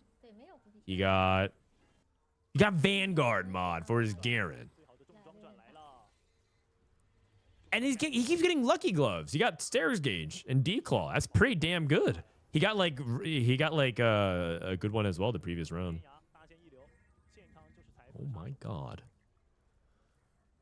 My god. Varen. Yes, that's a Vanguard Garen. He got the Varen. Why is our Even Shroud on the opposite side of our Neferi? Can't be doing that, man. Can't be doing that. He's also at 9 HP. He has 5 amp, 3 exotech, Neferi. Is this a win out? I mean, I think Neferi reroll. can be okay. I feel like Neferi can't really drain tank, and you're sort of forced to drain tank Neferi. Because you don't have enough items for Annie and Yumi and Neferi and Samira. So you just have to like you basically have to hope that your Neferi can tank. Except she can't really tank. So it's tricky. What do you think is the best double trouble comp this patch? I actually think it's Neferi, but I mean, that was previous patches.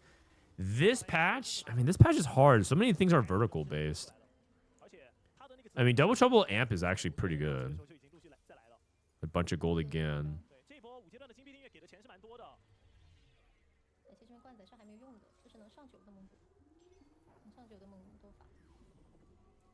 Okay, rolling down for Senna. Nope, he's giving up on it.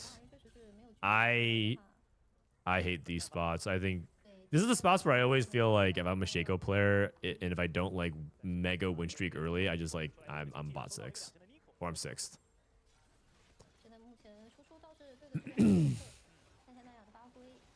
Does Pandora's bench take units out of the pool? Yes, it can't jump over the pool. Always has to respect the pool. Okay, LiLuo hanging in there. Dive lost. 6 Vanguard guy lost. He lost to Guan. Guan is really strong. This is the Exotech player.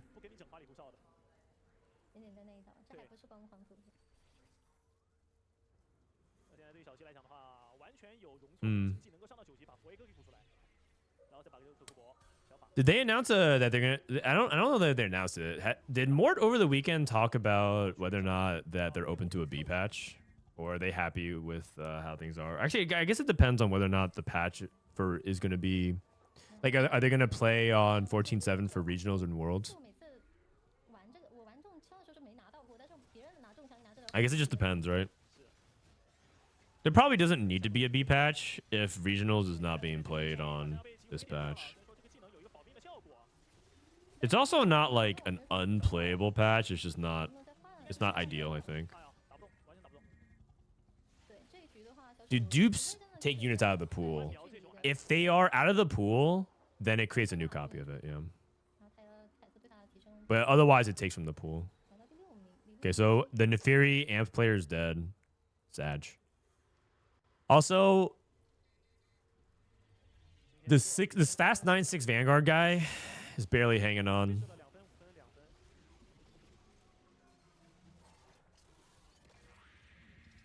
Why do you feel this badge is not ideal? I've already explained it a couple times, but I think that the meta is a little bit too AD focused right now and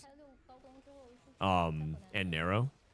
It's like you can play other stuff, but right now the way the gameplay pattern works is pretty similar in a lot of games. I say games end either through a mixture of Exotech overwhelming tempo and stats, Zac scaling, Cypher cash out, or some like something that just like it just feels like the play patterns of the games end very similarly, almost a lot of times at high or low. And right now I would say that verticals are too strong, but that's just like a preference thing. They can keep the vertical strong, but they could tone down Exotech, tone down. I agree that Zac could get toned down a little bit as well. Just too much like inevitability and snowballing, and it feels like right now AP lines are struggling a lot. You can play Dynamo from certain spots, but it's like a privileged position, no different than like Street Demon or anything else. You have to be like super far ahead early game.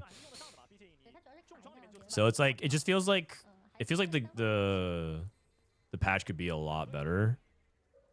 And I think that the previous 2 patches were better on average for both comp diversity sake as well as what you could play in the meta as well as like the way games ended.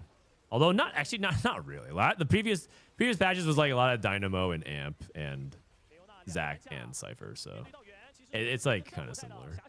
And then there's like the odd, Vanguard marksman that capped really high, the odd Animo that capped really high, but like it's a little bit on the rare side.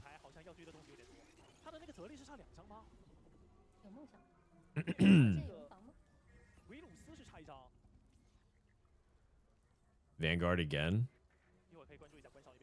There isn't a level 8 AP comp. Yeah, exactly. Exactly. Level 7's also kind of dead right now, but I think it's like a little late to fix it. So it is what it is. I think this is going to be a set where level 7 is just pretty terrible, and it'll end that way. So that's fine. It's not an ideal setup, but I don't think they can really fix that in one patch. Because I think that takes like a calibration. Unless they can think of some magical solve that I'm not thinking of. The level 7 just feels also like pretty, but that's like luxury. I actually don't even care nearly about that as much as fixing the other stuff we talked about.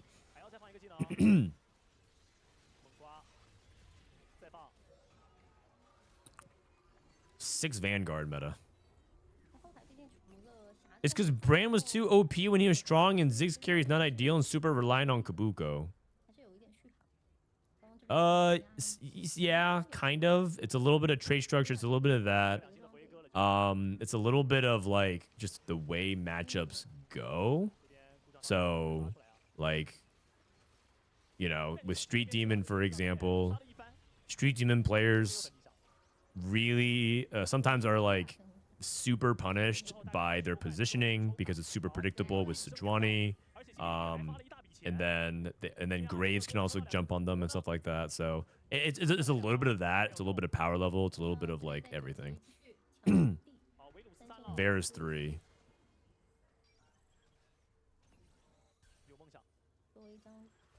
He's going for Sedge 3 and Zeri 3 as well.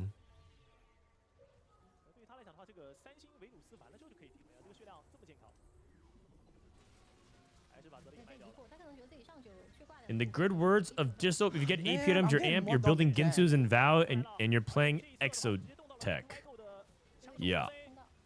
And here's another thing too, is that I think other regions are struggling to also find innovation as well.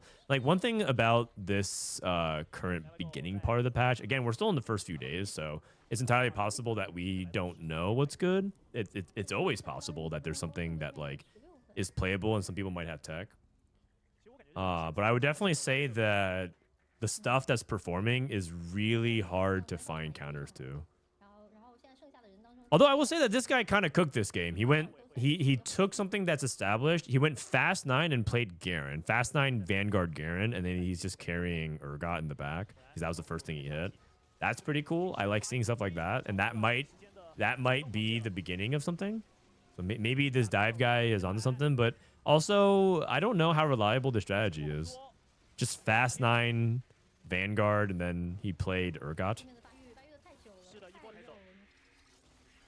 But I think it's cool. Microeconomista, thank you for the 6 months. Thanks for all covering all these tournaments. Yeah, no problem, man. It's thanks for watching.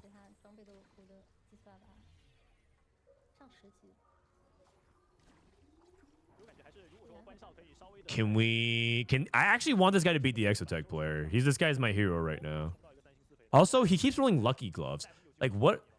Does this guy have lucky gloves? He has Sterix Steadfast, and he has Bramble against Exotech with Steadfast. And he has another Steadfast on this Jarvan. I don't understand. I have this, and I get Deathblade Kraken on my Zac. How does this guy hit lucky gloves? In fact, I believe lucky gloves is on the Exotech player side. The Exotech player is the one that has lucky gloves. Dude, he's so dead.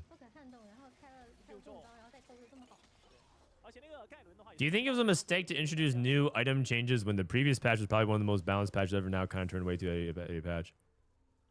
Not really. I actually think that it's more of a mistake to introduce it for a new set. So I think there's nothing wrong with that. No. Also, it's new content halfway through a set when everyone kind of talks about how sets run out of content. So I think it kills 2 birds with 1 stone. So no, I don't think it's a mistake.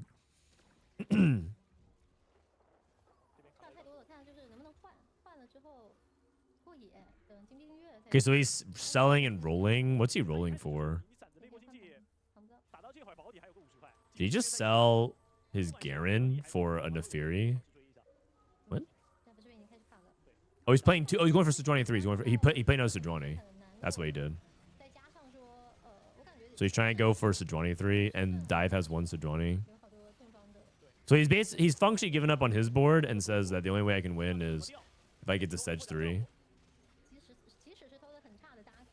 Okay. I like that there's an alternative Fast 9 comp now. Or Fast 9. I have to see this happen a few more times before I'm willing to actually say it's a thing. But we finally found something new.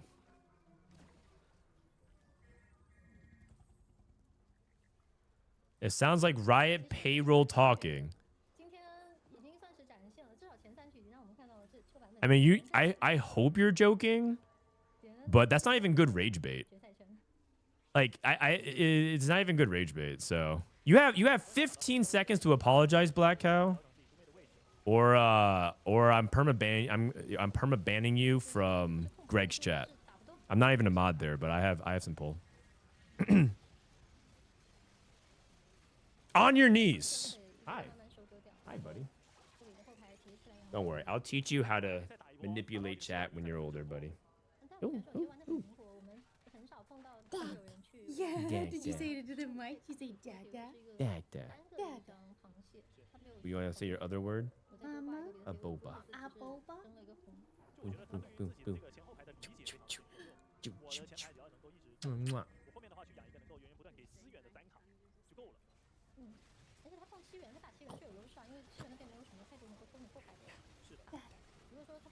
I think he's taking it back, bro.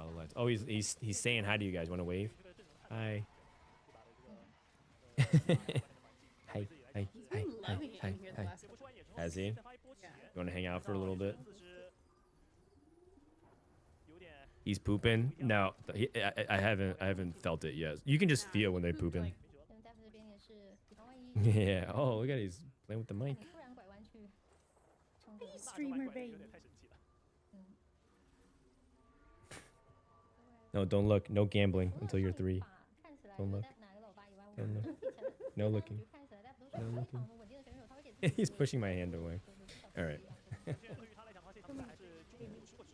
be back on our way to Netflix. Yeah. What mod are these guys? Sorry, I assume that this Urgot player is winning, so I just kind of stopped paying attention. But yeah, okay. Turns out he just wins 10 in a row. Cool build. Cool build. He denied this to 23. Funny is Pulse or Flex Bis on Zeri. What if I got both? Should Zeri use both of them? You can put one on Zeri. You can put Flex on Zeri and like Pulse on Jin. Just like spread it out. Because Zeri actually really does want Rageblade and Kraken in almost every build that she wants. It's pretty rare for you to not want that. Grew up so fast. He's already walking, talking, and he already can yap a little bit. He says that like he's at the phase where he knows like 3 words, and he uses that plus sounds and pointing to communicate what he wants. Let me put this here in my Discord real quick. If you want, if you guys want to follow along, join the Discord. This is just public stream notes stuff. Like this is for subs, for Twitch subs, but this is where like I post things that I watch of other tournaments, for example, mainly China, because a lot of people want to find out what's going on in China. We post our connections. Oh wait, our connections from yesterday we didn't finish, but you can go and check the connections there. I'm actually gonna go ahead and post this real quick. But yeah, set 14, number 10 by EGAN. So this is but we post all of our TFT connections if you ever want to go through them for fun. It's all on my Discord server. I'm gonna run ads. Be right back. BRB.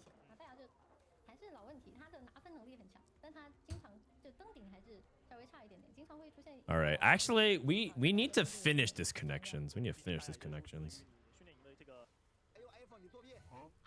Okay, so Dive currently at 19. I mean, deserved, man. That guy played like a beast. This guy, I think Dive has been really impressive today so far. Dive and Yu-Gi-Oh, I think, are the 2 players that I'm paying attention to. Everyone else is just kind of Exotech spamming. I'm not going to lie. I'll say it. These guys just Exotech spammers. Not impressed. Although, I mean, playing Exotech... I would say that playing Exotech 3-way and consistently outplacing everyone is kind of hard. I would say that. All right, this is... I missed if it was Prismatic Prelude or Finale.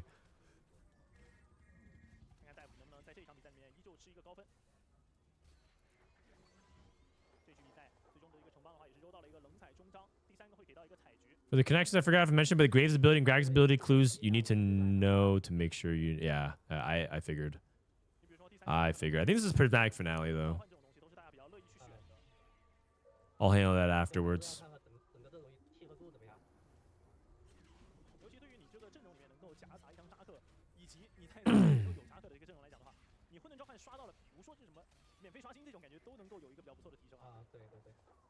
All right, so what do we have here? All right, I'm gonna look at the augment choices, then go downstairs to pick up a snack. I'm kind of hungry. I haven't eaten yet today. I haven't eaten yet today. Also, I got a DM. Hold on 1 second. Tomorrow, I'm gonna be heading over to the CS major in Austin.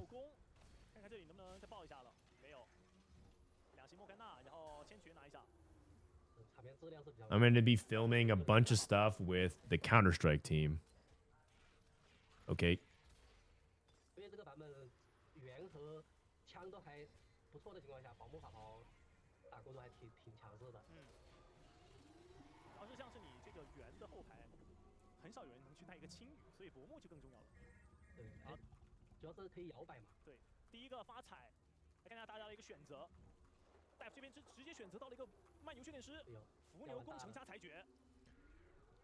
All right. Sorry about that. I was so I'm actually gonna be traveling to Texas to film some stuff for Vitality at the CS major. So I'll be back on Thursday night.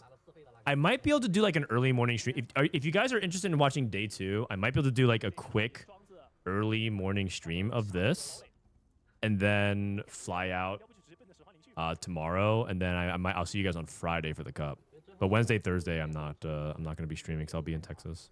Unless maybe they give me a stream setup and I'll just stream anyways. There's a possibility. I'll ask them if they have the opportunity to meet. I have nothing to do at nights.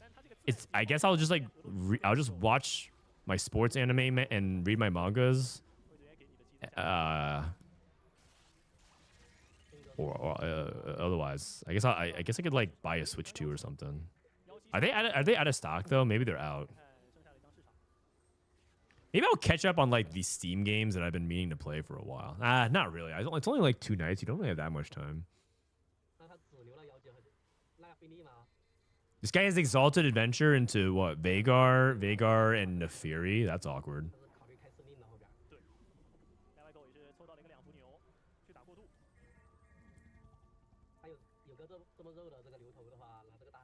What's the name of the anime? Oh, so I've been reading this football manga called Ao Ashi, which is really good. I'm like almost done with it. It's actually really good. And so I'm probably gonna just finish that up. And then a lot of people said that if I like it, that I would really like Hajime no Ippo. So I might check that out as well. And then because I'm just in general like a big fan of the genre. And then I've been meaning people keep making comparisons to Blue Lock, and I've actually watched Blue Lock both the anime seasons, but people say the manga is just better because the animation from the season 2 has been kind of a letdown. So I'm down to read it, and I don't mind casual like power fantasy sports anime or sports genre stuff, sports shonen, because it's fun, you know. Like I don't think Kuroko is like particularly good representation of basketball, but it's fun. Like it's entertainment at the end of the day. I don't play TFT for like the realistic League of Legends simulation. It's not practical at all. So there's that, and someone told me to read B Blues as well. I'm not sure if I've gotten enough recommendations to read it yet, but I might read that as well. Okay, so 2 people took Wandering Trainer. Oh wait, is this Prismatic Prelude or Finale? It might be Prelude. I might have missed that. Haikyuu. The thing about Haikyuu is that my wife told me that we have to finish watching together. We just haven't had time because then we were in the middle of Haikyuu and then my son was born. And then now we were literally in the middle of Haikyuu and Frieren, and then my son was born, and we just haven't really picked up since. So it's like reserved for when we have like, I don't know, I guess a block of time where we could do that and watch it together. Has the Aoashi manga ended? Apparently it's on like its last chapter or two, but it's really, really good. I love character development like a lot. And I guess I don't want to spoil it because there's some characters that start off really rough and then they like develop them like a ton, and it's been really good so far. But I have yet to go through all that. Okay, this guy got Golden Ox, Executioner, and Techies, so he probably's thinking about Graves 100%. But I always find myself like feeling like I get baited by these kinds of spots because I have no Graves. And so like my tempo is uneven and I'm not like farming the Golden Ox gold. Like he has the dummy for it, but you know, it's like if you just are stuck on no copies of Graves for a long time, it can be really awkward. His items are fine though, you know. I feel like having the Graves is actually really important. Okay, going long.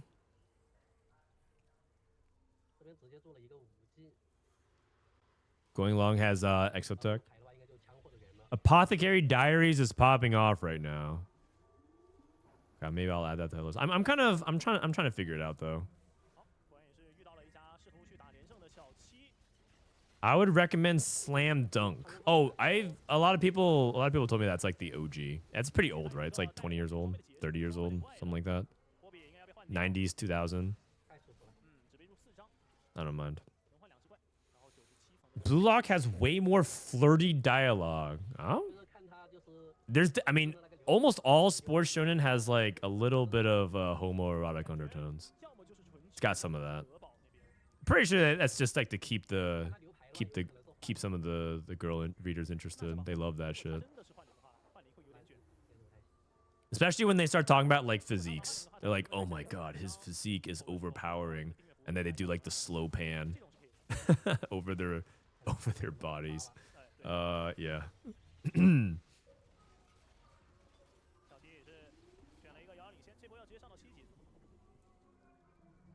There's a golf manga that got canceled. I watched this one golf show on Netflix. I think it's called Rising Impact. Is that the one? I thought it was all right. Wait, this guy is Zed Pair from subscription service. Okay, five Cypher at 3-1. That's crazy. Okay, that guy is Cypher. I mean, depends on how he's gonna play it. If he wants to stay in Cypher. Expected unexpectedness. Didn't look like it got any crazy thing from it. No support items, no artifacts, no fun.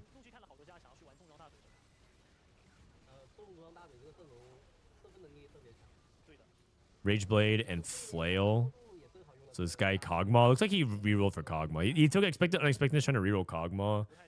6 Kog'Maws. He only rolled to 40. That's interesting. Okay, so we have gold and double silvers. Not a sports anime, but in 2 weeks there's going to be a new Chinese anime called Lord of the Mysteries. It looks so good. It's like 10 trailers out. Oh, I think I saw some of that. It looked really epic. I'm actually down for some Chinese anime, so that way I can work on my Chinese. I have not practiced my Chinese in about a year, and I feel it like slipping away. So I feel like watching some of that will help a lot. I'll check it out. And if it's good enough, me and my wife can watch it as well. Someone took gold Prismatic or Pandora's items. Late game specialist. Is this anima into late game specialist so we can fast 9 and look for Aurora? Damn. Okay. Are you Kanto or Mando? I'm Mando. I'm Mando. Ni hao ma. Huh? Not bad. I like Super Cube for Chinese anime. Super Cube. Okay. I'll keep that in mind as well. Listen, I might have some free time if I have nothing to do at night, so I'll read it. Awkward transition. 5 splitters. It was 10 and 50, right? Yeah, it was 10 and 50. So nothing crazy. Literally everyone just got 10 gold. Just 10 gold for free.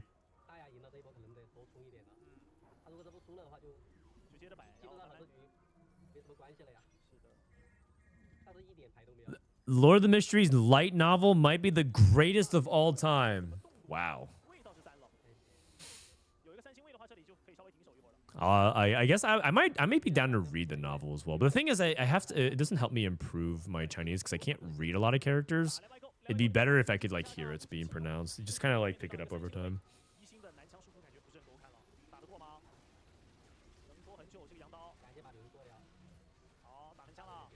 Is this the guy? This guy's going for Shimmer Scale Essence into Vanguard Marksman? That sounds kind of impractical as well. I'm actually curious what LightYgo's doing. Shimmer Scale Essence into Slamming, so like a lot of econ. That's like 1.5 econ augments. So we got Graves. We have 2 Graves players. We have Living Forge Graves. And we also have Wandering Trainer Graves. I mean, one might pivot out.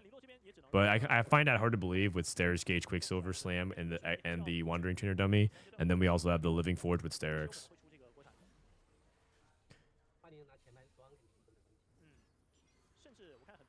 I wonder how the Exalted Adventure player is doing. Probably not that great. Vagar Neferi does not sound like a really easy combo. This is this player. XunGe, the Set 7 World Champion. He's... Oh wait, is Echo his other duo? If it's Vagar Echo, that's good because you can play. You can definitely. You actually kind of want to squeeze in things like the Strategist with Ziggs. Have you watched To Be a Hero X? I haven't. No, I haven't had as much time as I would like to read all the fiction that I would like to. The most recent piece of fiction before I started doing this was reading some League of Legends fiction. Ooh, nice. I read Ruin Nation and learned about VOD. Oh, he has it. Oh, no, he actually has to... He needs multiple 2 costs, right? Who's the other 2 costs? He has so few 2 costs. Is it LeBlanc? He has Vagar LeBlanc. It has to be LeBlanc. Vagar and LeBlanc.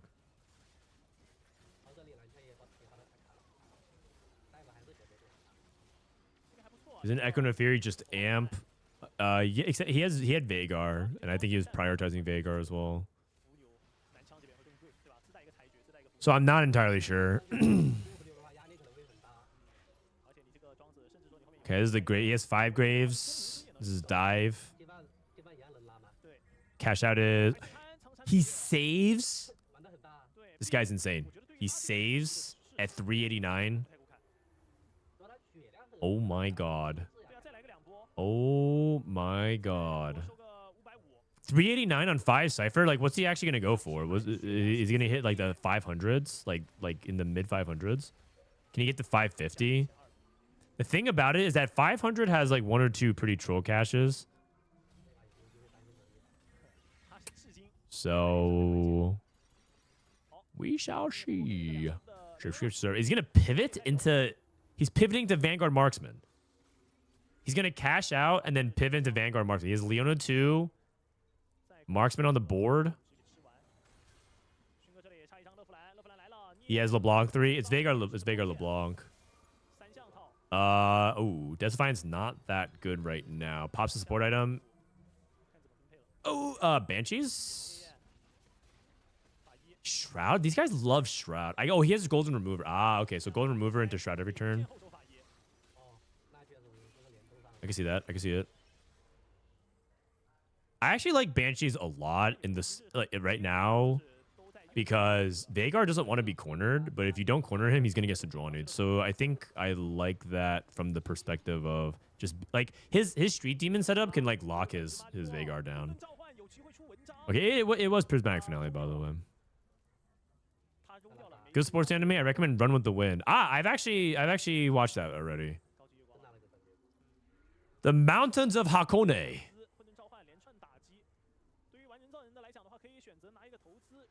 Call the Chaos? I mean, come on. It's pretty obvious, man. Oh, triple snipers. Okay. Okay. Wait, he played Tempo into Dynamo? He played Shimmer Scale Essence, and he's trying to transition to Dynamo. This guy's a madman. This guy is like too flexible. It's hard to track what he's doing. He slams Gambler's Blade, Last Whisper, Kraken. I thought he was like some kind of like AD comp, and now he's just pivoting into Dynamo.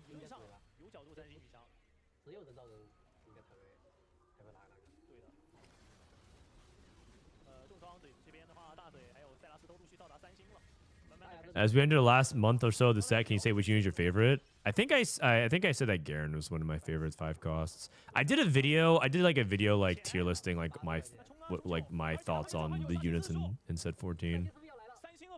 But he missed on the cash on 550. Okay.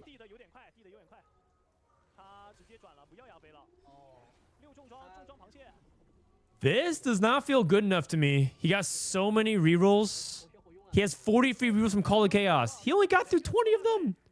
Dude. Man, I'm getting more dogged He's again. at 7 HP. He's going with Cog. I think he's dead. Dude. 549 on the cash out. Oh my goodness, man. Unless? No, he needs to execute the. Oh, wait, he did. Oh, okay, hold on. Dude, if he finds Zach, isn't it over? Blight Club, thank you for the 3 months. If you are a Twitch sub, by the way, join our Discord and link up for sub chat. Hang out with us. We're always looking for new members to come hang out and chat with us about TFT. We just yap and stuff, sub chat. We just like talk about the game, complain about our ladder games. Sometimes some special guests stop by from time to time. Support mining. Oh, he hit the Zach. Okay. This guy hit Zach too, and he's actually back. Also, 6 Vanguard. Okay, 6 Vanguard Urgot. It looks like it's a thing. This definitely is something that China's doing for sure.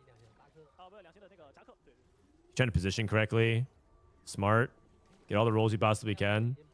Takes out the Zach. He has treasure chest Zach. Why don't you put your treasure chest on the Zach?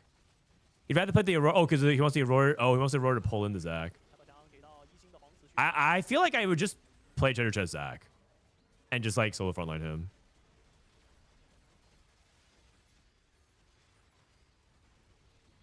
Okay, damn. It's working out pretty good. I mean, this guy might be a genius.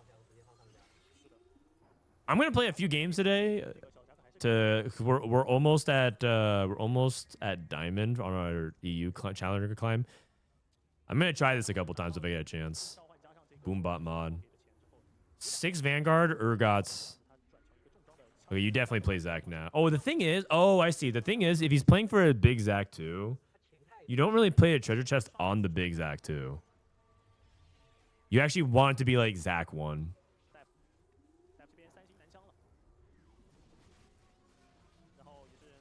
Not gonna lie, any strong carry plus 6 Vanguard is so good. You would think that, but that's not 100% true.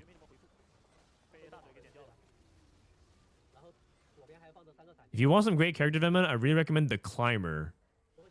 Koku no Hito. It's a guy that discovered himself in mountain climbing. Very introspective and great character development. Starts pretty slow and generic, but develops to age measure. I don't mind slow burns. You're probably gonna have to recommend that to me multiple times because I have a list now I have to get through. I can see a world where Urgot is just a higher cap than Ophelio Xia. You play Urgot, and it doesn't even look like they play Executioners. You just literally go Urgot. You just go Urgot Zach. Urgot Zach Garen, and you just play all the 5 costs. This guy doesn't even want to pick up his orbs because it might actually have the unit he needs. And the egg is boom, artifact. He gets trench coat. No. Well, that is just so insane, man. And now his board like quadrupled in power out of nowhere. He had Graves 3, no artifact, Senna 2, Ross 2, Gragas 2. And then he like later hits like 3 3-stars, and he gets like the best artifact set up for Graves. Oh my goodness, great! I can't even like he just went from like an AVP of like 4.5 to like a 2. That is unbelievable. I guess everyone else is gonna spike as well, though. Holy cow! Not the Shork. Oh, you know what? Not 8th for the Cypher guy. Unending Despair. Unending Despair Vi 3 is pretty good, but I feel like part of the reason why it's good is it's strong tempo. People will look at the stats and be like, holy cow, Vi 3 with Unending Despair, that is broken. But I'm pretty sure the value of it is your early mid. Like, it's because it's also extremely powerful early game because Vi generates so much shield and just so much damage. Ah, he's doing it. He's doing Unstable Treasure Stack with Trench Coat. What the heck? This guy just needs to hit Horizon Focus and Leduc.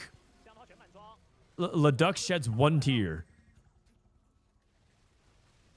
This guy has like this guy is almost assembling all pieces of the puzzle.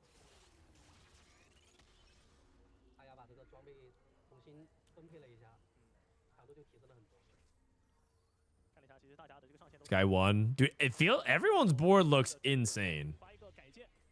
He's also playing a Zac 2 on his board. Oh, because the second Zac 2 doesn't even care about the blobs. Wait, isn't that actually really smart?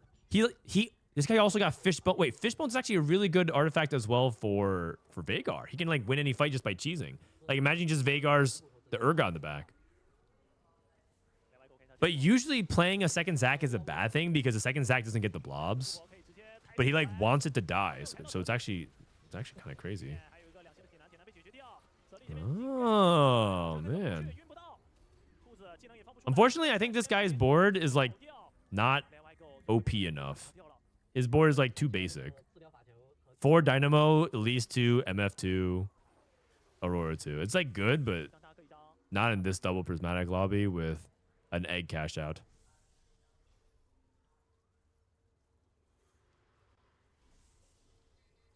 Horizon Focus doesn't do anything. It's spiked at Exodia, but Spike doesn't exist anymore. Sorry to push up my glasses. Hold on, I need to put on glasses. Excuse me, Spite's no longer in the game anymore.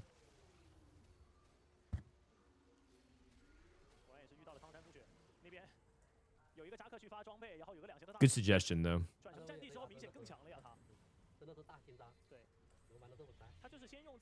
Okay, reforges into a Asterix Gauge. Is there a Zeri 3? No, it's showing you how many copies away. Like, he didn't hit Urgot 3. He's showing that he's 3 copies away from Urgot 3. Although this guy's one copy of Nico 3 away. This guy's 1 copy of Nico 3 away. So that actually is a real alert.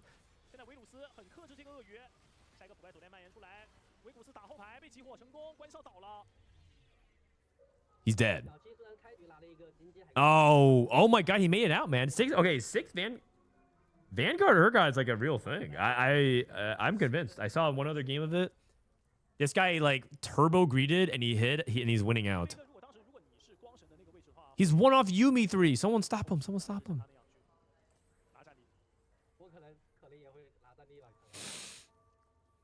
Why is China's TFT production so high quality? Because they care about TFT, man. TFT is like one of the biggest games in China. I think the question that you should be asking is why are the rest of us so behind comparatively? Oh, the Nico's a Trickster's class? Oh, okay, that's why. He's not actually 3 off or 1 off? Yeah. Okay, I'm curious who wins, this Graves guy or the Urgot player. I'm pretty sure the Urgot player is unstoppable, but we'll see.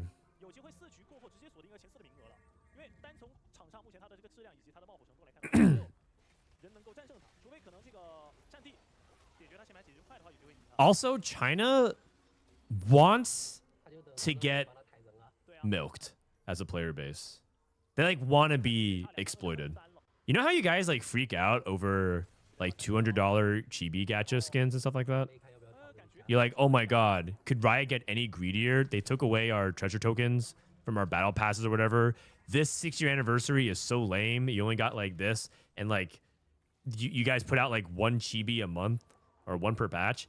Dude, China like wants they generate like multiple chibis per patch and they want more. They like want more things to buy and collect. They can't keep up with demand. They had an Isha. That's right. They had an Isha chibi from Arcane. Oh, this guy lost? Real. So the guy's Golden Ox Graves is actually outcapped this guy. That's nuts. That is nuts. What was his Golden Ox cap at? 60? Okay, that's pretty high. But isn't this like a little unreasonable of a high roll? If this guy did not get trench coat and win the game instantly, I'm pretty sure that Urgot board would have won as well. It's true, I can vouch. Yeah, they like want more of that. It's like a big part of what they enjoy. They love the collection aspect of it.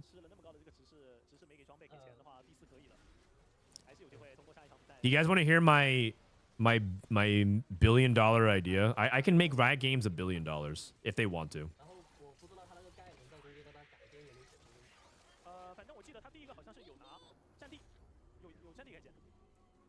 This guy just wins the game. I mean, like that turn was unreal. What did we look at? Like this turn is this turn.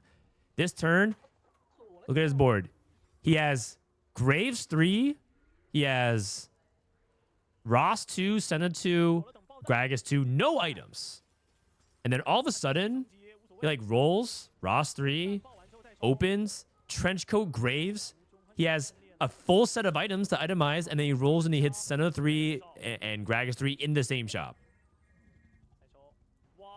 Like, unreal, man. Unreal. Crazy spike. Actually, he can itemize Jarvan as well. Just ridiculous turn.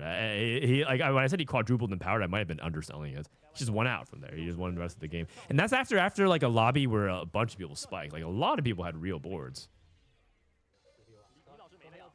Dive won again. I mean, this guy's the star player of the day. I have seen a lot of his plays so far, and obviously he got like crazy. He got a crazy high roll, but he's definitely shown up. Yeah, this guy's pretty good. This guy's pretty good. All right, so let me put that in stream notes. I'm gonna go grab a quick snack, run some ads, and then I'll see you guys for game 5. Game 5 is the last game, and whoever's top 4 goes to regionals. This is literally for regional spots. So I'm pretty sure Dive is through, and it's about like these guys that they can play for regional spot. All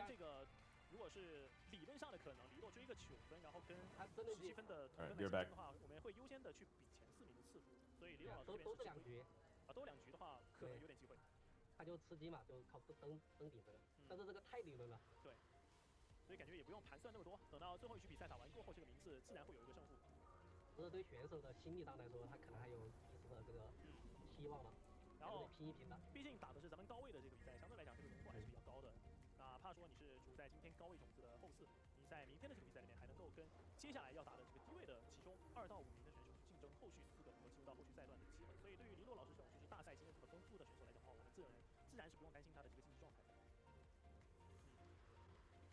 飞哥有没有比较期待的一个在第5局比赛里面就是翻盘的选手，或者会觉得哪些选手就现在已经非常的稳，除了他之外？就迅哥和这个小七都比较稳嘛，这个分数的话，他们只要不是老八出现那种极端的可能性，理论的那种可能性。然后我还是想看迪洛老师吃一把鸡啊，吃一把碟。确实啊，迪洛老师也是有非常多这个忠实的怎么说呢，云岭之弈的支持者，想要看到迪洛老师在这个大赛上面去有一个比较不错的表现的。但是云岭之弈你也知道，就是很多时候并不是说我想吃街，然后我好好的去转身就可以了，他还得发牌员一定的帮助，牌也得顺，然后这个海刺也得对。而且这一把其他4个人的竞争也是非常非常的激烈。感觉今天这个竞技状态还不错的，DaYa还有LightYgo，可能他们在后续几把的这个阵容选择上是稍微出现了一点小小的问题哦，就没有选择那种就是能够吃一个比较稳高分的这种，比如说DaYa他其实是5分加6分的开局，但后面的话是陆续吃到一个3分加2分。对于他来讲的话，他像我们上半场的嘉宾解说林总说到的那样子，他比较能够去吃一个稳定的分数，但是他可能上限不是很高，所以有可能就是在今天的这个比赛里面，你能够在那么多强大的对手当中想要脱颖而出的话，你就是需要在一定的局数里面，你有机会去创造上限的时候，一定要放开手脚去打。可能就看希望自己开局3指示吧。确实，但我觉得像苍山那一把的话，还是比较的可惜。他就差一层是吧？对549，差2层，差2层。对，就多差一个怪。多差1个怪就可以到达一个太可惜了550的奖励。他550的话，应该是大概率能拿下。因为你550层目前的这个奖励来讲的话，有近3成的一个概率是会出一个2星5飞加上2星光笔，要么就是只是低配套，就是那个4星位加上3星的妖姬，要么就是小副职器加上那个2个大副职器。那个还是很夸张的，就是能够一下子让你所有的这个直视卡，比如说什么德莱文啊、酱瑶，就直接来到一个3星。对，他因为他最后一个海格斯也是40次刷新是一个经济，直视也是了一个经济，但是他打到最后他的扎克是3件装备都没带满。对。海宝桥分出来也没给他发装备。是的，而且因为他太想去吃那个装备了，以至于他前排的那些棋子，他的站位都是偏后的。那如果你站位都偏后的情况下，有一个可能就是你跟对方的这个大嘴对到同色的情况下，首先是你的这个养成出来的2星加克没能跟他去对到位，然后不太可能去跳到他，去限制他的这个输出频率。你都往左边挤的情况下 All right, I'm back. 刚刚我们看到的样子，要么是被大嘴入，要么就是被南墙。Is Bramble slammable? Oh yeah. Yes, yes. Absolutely. All right, this is game 5. We're on component Anvils. 要么的话就只能走连败，就等到这个野怪打完，再跟凯特来排，跟海克斯来对阵。现在他们前3的话，就心理上没有什么压力了，可以玩的随意一点。Is there a tank item that isn't slammable? I'd probably suggest slamming Dragon's Claw fewer times this patch. I would say Dragon's Claw is like not really that good. There's gonna be some lobbies where it is good, or you have to because there's nothing else to do. But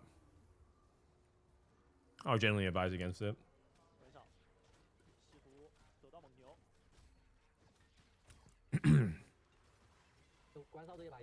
It feels like if you're like, for example, tanking Jarvan 3, you almost would rather build like Bloodthirster Titans than like Dragon's I'm getting more Claw. dogged again. But if you're playing Jarvan 3, like I feel like BT Titans is way better for Jarvan than it is than D-Claw. That's all I think for tier 1. But sometimes you get like 3 cloaks and you got nothing else to do with it, so.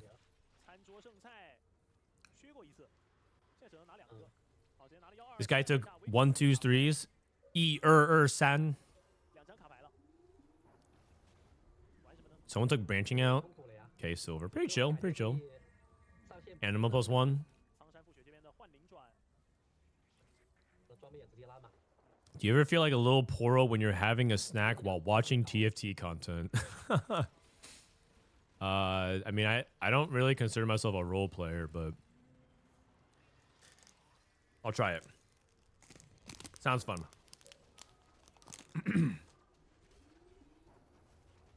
Rageblade Arcanist, so we have a TF player. We've had a couple of people play TF today. And it didn't feel like particularly amazing. But I think TF has his moments. Okay, we have Cypher, team building. Another person open for Young Wild and Free. Young Wild and Free players tend to want to go into Cypher so they can pick Cypher off Carousel. Oh my god, everyone's opening. It's the last game, so for some of these players, they're playing for like a desperation attempt to try to break into the top 4.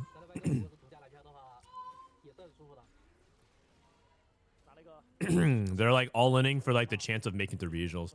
Dude, 3 people open forting / playing Cypher to try to play for the last regional spot. It's crazy. What do you mean? You dressed up as Pizza Siver? Well, that's cosplaying. That's art. That's far different from just sitting here eating a protein bar and imagining myself as a Boro. Don't you think? The other is performance art.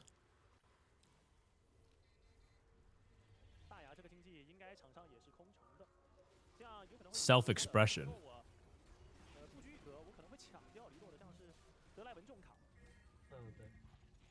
Sneaky owns that skin. Bro, man, sometimes when Sneaky Pigs hit the timeline, I mean, all I'm saying is he does a really good job of it. 2 players is just like completely playing nothing. It's just funny, man. Young, Wild, and Free. Young, Wild, and Free open for it. Into Bo. I think he's playing Zeri. He's got Bo, Rod, Bo. So he plays Young, Wild, and Free open into Exotech. Man, this is I gotta say, this lobby's pretty degen. This lobby does not feel like an accurate representation of what you need to do. We'll see, though. We'll see if any Hail Mary strategies work. Because sometimes you might need to just send it and just, like, play for a Hail Mary. Amp.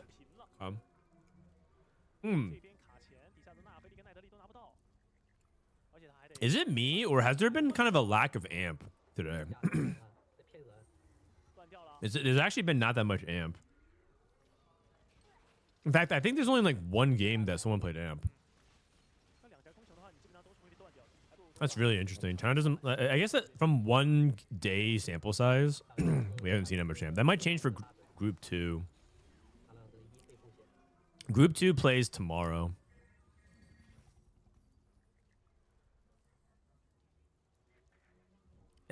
I kind of want to watch Group 2. Maybe I'll just wake up early and stream it. I'll do like a 3-hour stream. I'll watch it on 1.5. And then end the stream and go to the airport. Because my flight tomorrow is at 12 p.m. I wake up at like 6 or 7 a.m. So I probably have time to watch 5 games tomorrow. See who gets through.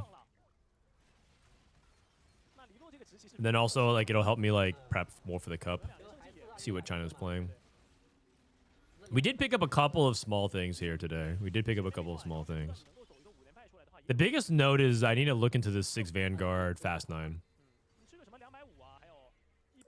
Didn't see him players say that they don't really like amp. A couple of them said it, but that was multiple patches ago. And that was a different context. That was in context of 4v4. Amp seems like a hard line to hit in a very competitive lobby. Maybe. It also could just be sample size. Like, maybe we just happen to see games where, like, amp was played once. I mean, we'll go through the notes after. We'll go through all the screenshots just to, like, summarize what's been played. Do you like CSGO? I mean, I do, but I'm not, like, I wouldn't consider myself, like, a hardcore fan. I follow it casually. I've watched a lot of CS tournaments. But I'm not, like... I don't, like, know too much about anything besides broad storylines. Like, I like to see... I heard, you know, a simple back. My analysis of that is, like, extremely rudimentary. I couldn't tell you if he's back for real, but, like, the real experts could tell you. So I follow that for fun. But CS, the beauty of CS is that you can, like, kind of follow and enjoy and appreciate the game without having to, like, know too much about it.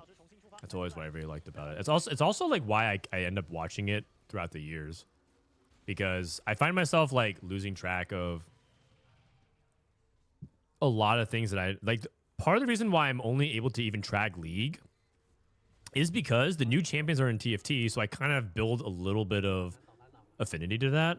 Like, I know what Aurora does, so, like, because she's a TFT champ, so it feels like if I watch her in League, it's, like, not so foreign to me. But I haven't kept up with Dota at all. So, like, Dota feels like really... If Dota releases new stuff, it becomes, like, really hard for me to, like, understand and connect to what's going on.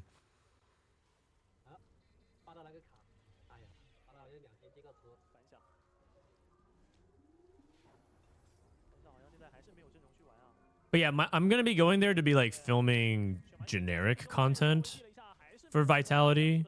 I don't know if I'm filming, like, CS specific content. I'm not. They didn't tell me that I need to, like, know anything.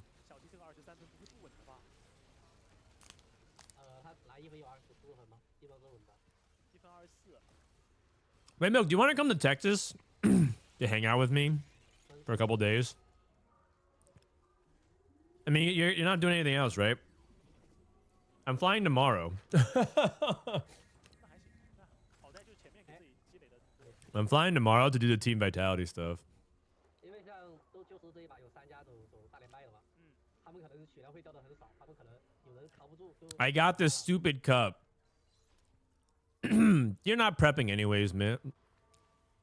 You're not prepping anyways. Just play Exotech 6 games in a row and call it a day. Bring back the old milk. Just play 6 games of Exotech and call it a day.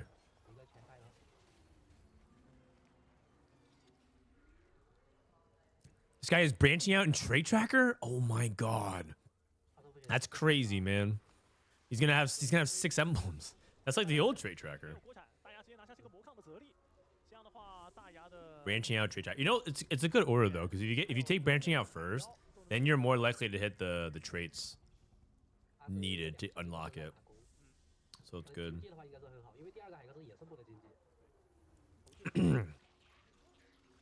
My dream is to get flexible into Trade Tracker. That sounds like a crazy combo. And then the last augment can be something like Bronze for Life or Cybernetic Bulk. Like whatever, something to scale you. Item collector, something to scale you off the number of items you have. That's a banned combo. Oh, you know that would make sense. I don't actually remember a lot of banned combos.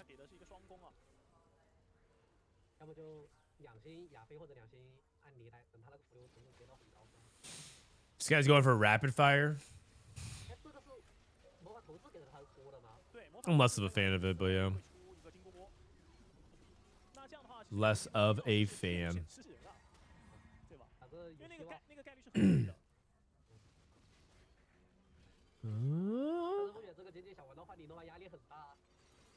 All right. I have to re-download WhatsApp in order to talk to Vitality guys when I'm there. WhatsApp. I know I'm talking to some Europeans if I'm messaging people on WhatsApp. Dude, who's on WhatsApp? Why are we not using Discord, man? WhatsApp. Okay, well, WhatsApp is actually really popular everywhere in the world except for like my specific circle of friends in North America. WhatsApp's actually really, really popular. It's also popular like in Asia, right? WhatsApp. Can we just stop using products from Facebook? I logged on to Facebook the other day, and there are people still wishing. I bless their heart, man. On Facebook, there's still a lot of my friends using Facebook, and they wish me happy birthday every year for the past. I checked because I just really don't use Facebook anymore. They wish me happy birthday every year for the past like 13 years, and I haven't responded one time. I feel so bad. Like I looked at it, I'm like, yeah, like these guys are like so faithful, man. It's crazy. It's actually wild. I couldn't believe it. This guy's rolling on 7. Oh wow. Oh, he's rolling for Zed. Oh. Oh. And now I'm like, it's too late to respond. Yes, because what am I supposed to respond to? Like a birthday message like 6 years ago, 5 years ago, 4 years ago? If I just say thank you right now, it's like, first of all, I logged in. It's 2.5 weeks after my birthday. So that's weird. And then the whole like, oh, I'm never on here anymore, but thank you. Like, do you even want to read that back? It sounds like they're doing great without me getting involved. I'll just stay out of it.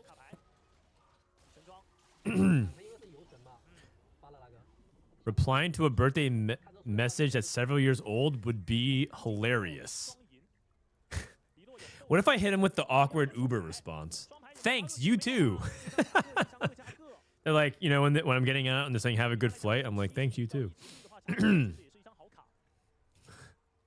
this guy cashed out. Oh no, we're covering it. I want to see his trade tracker cash out.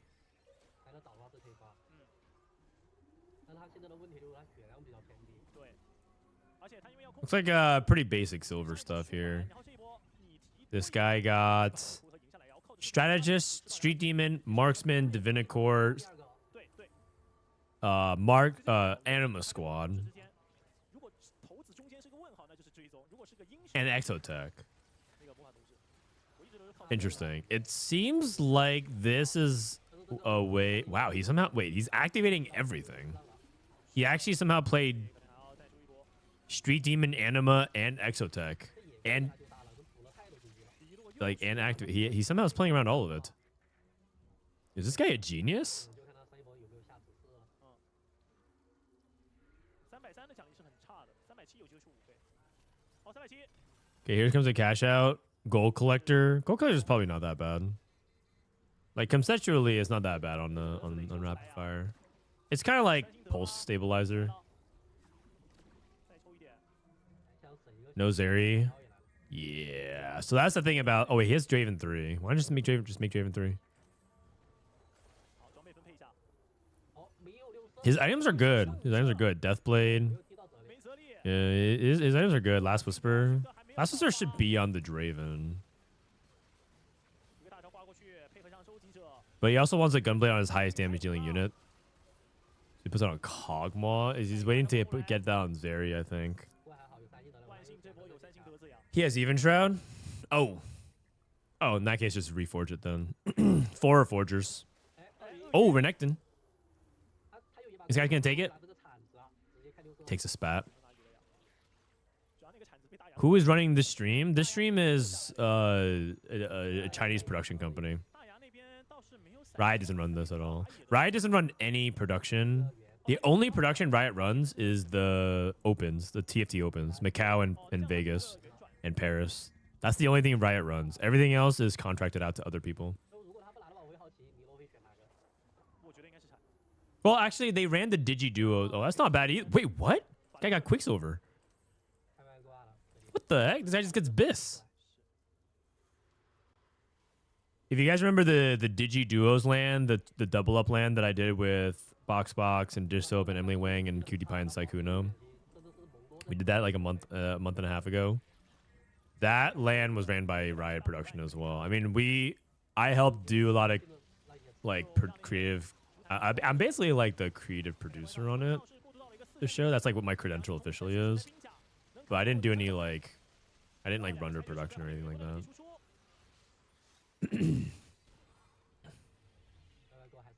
Worlds this set is ran by GG Tech, I think. I'm pretty sure GG Tech is running the one out of Texas. 质量不够还是最主要还是质量不够。 2张扎克。 Oh, you mean the World's broadcast? Oh, the World's broadcast. The World's broadcast is ran out of GG Tech in Spain. 他这个日率只要2星的话，就应该就是很强的。 If you're talking about what's happening in Texas, they're just having the players compete in Texas. There's no actual show. There's no actual like broadcast. 小鸡现在在等这个其他的。 I'll be co-streaming out of the studio in Texas, but it's not like a full-on produced show if that makes sense. It's almost like I'm just streaming from there, and the players happen to be playing there. That's it. There's no like full-on production and broadcast. That rapid fire person is just cruising to her first. No, maybe. 固若金汤啊，这条防线。也吃了那个植物的改 The 变。 thing is, I think rapid fire needs to hit Renekton 2 to fully cap. I'm pretty sure if you're just on Renekton 1, you can get cheese and lose. But I don't see anyone that can contend for the win right now. So 可能这个 C 位 I would say he's the most likely person to win.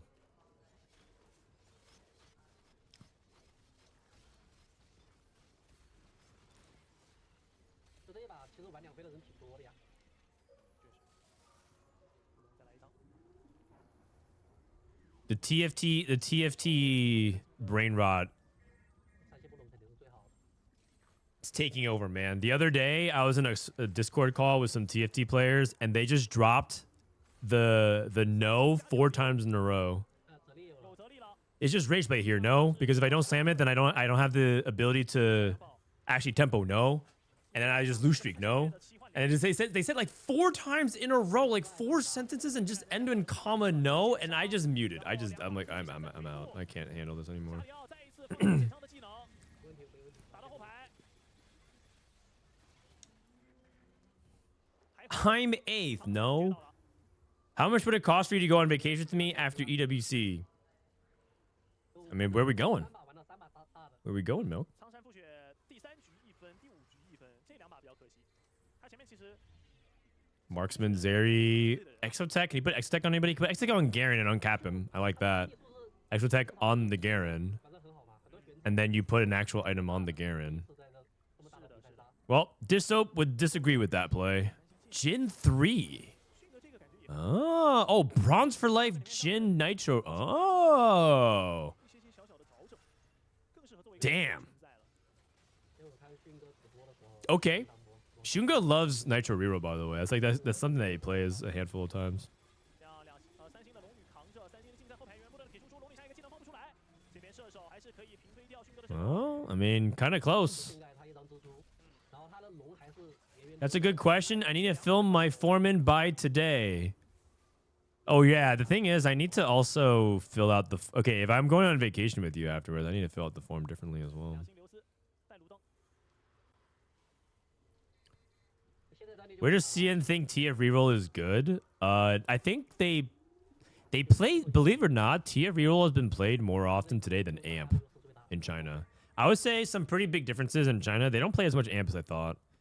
They have a couple of different ways to cap the board. It looks like they believe in Urgot to cap a lot more than other regions. They cap Urgot and Vanguards. They just play 6 Vanguard, Fast 9 into Urgot. They played that multiple times today.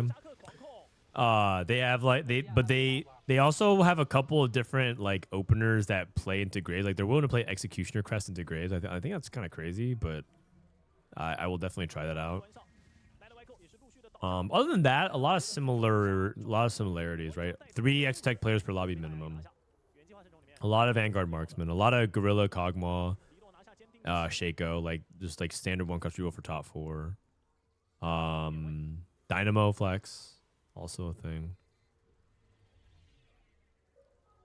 那现在就大牙 You think they'll ever fix Fine Vintage? You know, I kind of forgot about that 大 augment. 家的这钱是大牙。 I hope so. It's a pretty fun augment. I think that Fine Vintage was super broken when it was good. LightYgo 是 Like it's never been like decent. It's either been like extremely OP or just like 放一个漫无所谓。 literally broken, as in like it doesn't work. 迅哥的这个站位就把他包了，往右边滑去了。 It's probably just not a high priority, but 下的话应该是 yeah. 是的， I mean, did you guys see? They're literally hiring a QA person for TFT. I think was it Mordog or someone tweeted it, and I think that has to do with like fixing augments and like squashing bugs. 控制效果的砸中 So 砸到刘娜， they're literally trying to fix. They're trying to hire someone to fix that. So if you are inspired, you could be part of the TFT team that inevitably gets flamed by TFT streamers. 大牙这边还 If you have the skin for it, if you have the tolerance for it. Was there not one? No, they're just hiring an additional person. 他一直都是多一个选套在。刚刚他这里刚刚出完野之后，应该是已经合过一个圆转了。 You really think they're hiring their first person ever for that? That's 自己一波不会被抬走吧？16点选，对，就还是 they're just hiring another person for that. 现在对于大牙来讲的话，被入6张怪才会死掉，这就无所谓了。 Zeri 1, Renekton 1, Draven 3. 没有对到对方的一个大嘴， The thing is, if he just loses once, he's just dead. 一直在奶着这个下条，前排解决掉，进后排，完全没压力了。这波镜像也 So he can't afford to have his Draven troll even like one fight. Sometimes Draven just like ults one unit. 那这个，对于来的外国来说不是好消息。对啊，就10点、9点、7点选， Vanguard TF. 比这个大牙 Is TF with 4 Vanguard a new thing? No, this was actually the PBE build. And I have proof. So back in the day, as in like 2 months ago, 阶段了。 this build of TF was actually on PBE, Vanguard TF. And the reason why we never like published it is because it never actually took off. The Syndicate version ended up being the more popular one.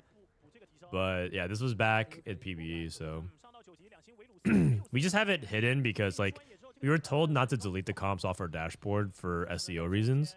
So we just keep it. We just like don't enable it for the tier list if it's not a thing.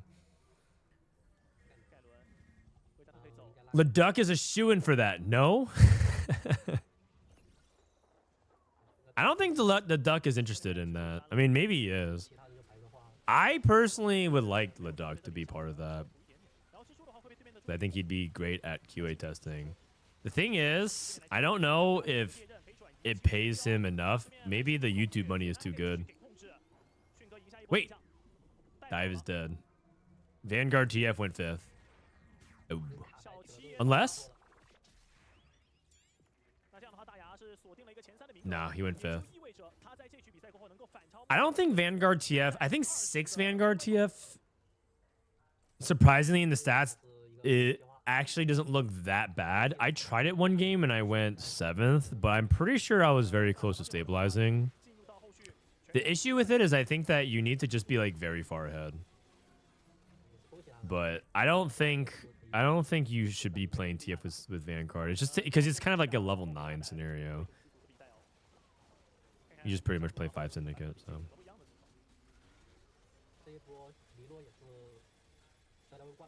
Wait a second. Wait a second. Oh my god.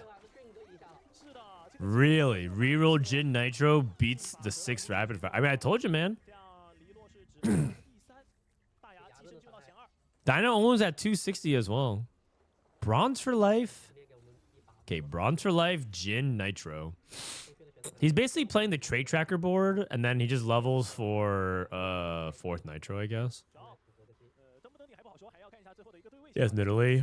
Do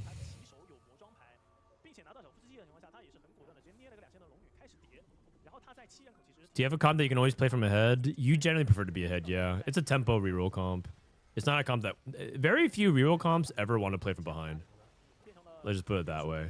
There's basically no reroll comps in the meta right now that want to play from behind. And the only times you ever could was when it was so profoundly overtuned. When I talk about reroll, I'm talking about low-cost reroll. That it could just, like... As long as you hit the board, you win. So I'm thinking about, like... This set, maybe like when Morgana was at her peak, Bastion Morgana at the peak, it just felt like if you hit all the pieces, you would just win out.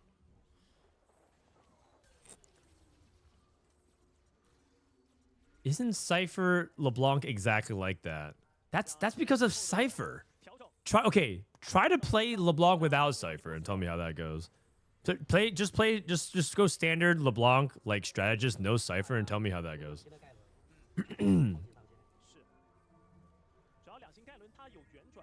Rengar at his peak was lost streak? Yeah, because Rengar was busted. And Rengar, like, I think 3-cost reroll, by the way, needs a new name. Because I think 3-cost is not true reroll. It's like a mid-range comp. Because you're supposed to try to play, like... The ideal spot to play Rengar is actually through tempo, but you can lose streak and you can try to spike, but yeah. It's I think Rengar and those kinds of comps are like more mid-range comps, 3-cost mid-range. And I think that'll help people like understand a little bit more about how to approach the differences between it, because 3-cost reroll has way more nuance than like 1-cost reroll. 1-cost reroll is just like play these 4 or 5 units, hit the D key, hit, and then just like level. And then like sometimes along the way you might roll like a couple times. But there's a lot more to it for 3-cost. Okay. Okay, so game 1, Exotech, Dynamo, Cypher. Oh, this is game 2. Game 2. Oh yeah, Cypher, Exotech, Cypher, Marksman Vanguard, Exotech, Gorilla. That was game 1. Game 2, Exotech wins. Dynamo top 4. Graves top 4. Exotech top 4. Exotech 5th. Anima 6th. Nitro 7th. Twisted Fate 8th. Game 3 was Vanguard Urgot. Exotech. Gorilla. Marksman. Anima Squad, Shaco, Nefiri, Yumi reroll, Amp reroll, and Cypher. Oh, they're showing like what comp won. Game 4 was. Oh, that was just game 5. Game 4 was Graves, Exotech, Exalted Adventure Vagar, Boombot, Slayers. Oh no, this is Vexotech. Oh no, this is Graves. Oh right. This was the other person that contested Graves but missed. So he pivoted into like Divinicore or something. And then Dynamo, Kog'Maw, and Anima Squad. And then finally, we had Nitro Dynamo. Or it's actually more like Jin Nitro. Nitro Jin. And then Exotech, Rapid Fire, Kog'Maw, Twisted Fate, Graves, Boombot, and Anima Squad. Interesting. A lot. I mean, Exotech number 1 for sure. Looks like there's like Exotech in top 4 every single game, no matter what. But we'll see. I do think that I want to watch tomorrow. Wait, is there another group? Oh, okay. Do you guys want to watch the second group today, or do you guys want to go into ladder games? I'm pretty sure this will just take whatever remaining time I have on stream. No street team in vertical. We can watch this. They actually played 2 groups today. There's a group B and Juan May is casting. Who's playing? Okay, let me see who's playing in group B. Group B is Shendu. This guy's like the most popular streamer who competes. This guy is kind of like, okay, saying he's like Soju is like not exactly true, but he's the most popular streamer that competes. Snowy, like DaYa, or actually I don't really know who else played in it. Oh, this is I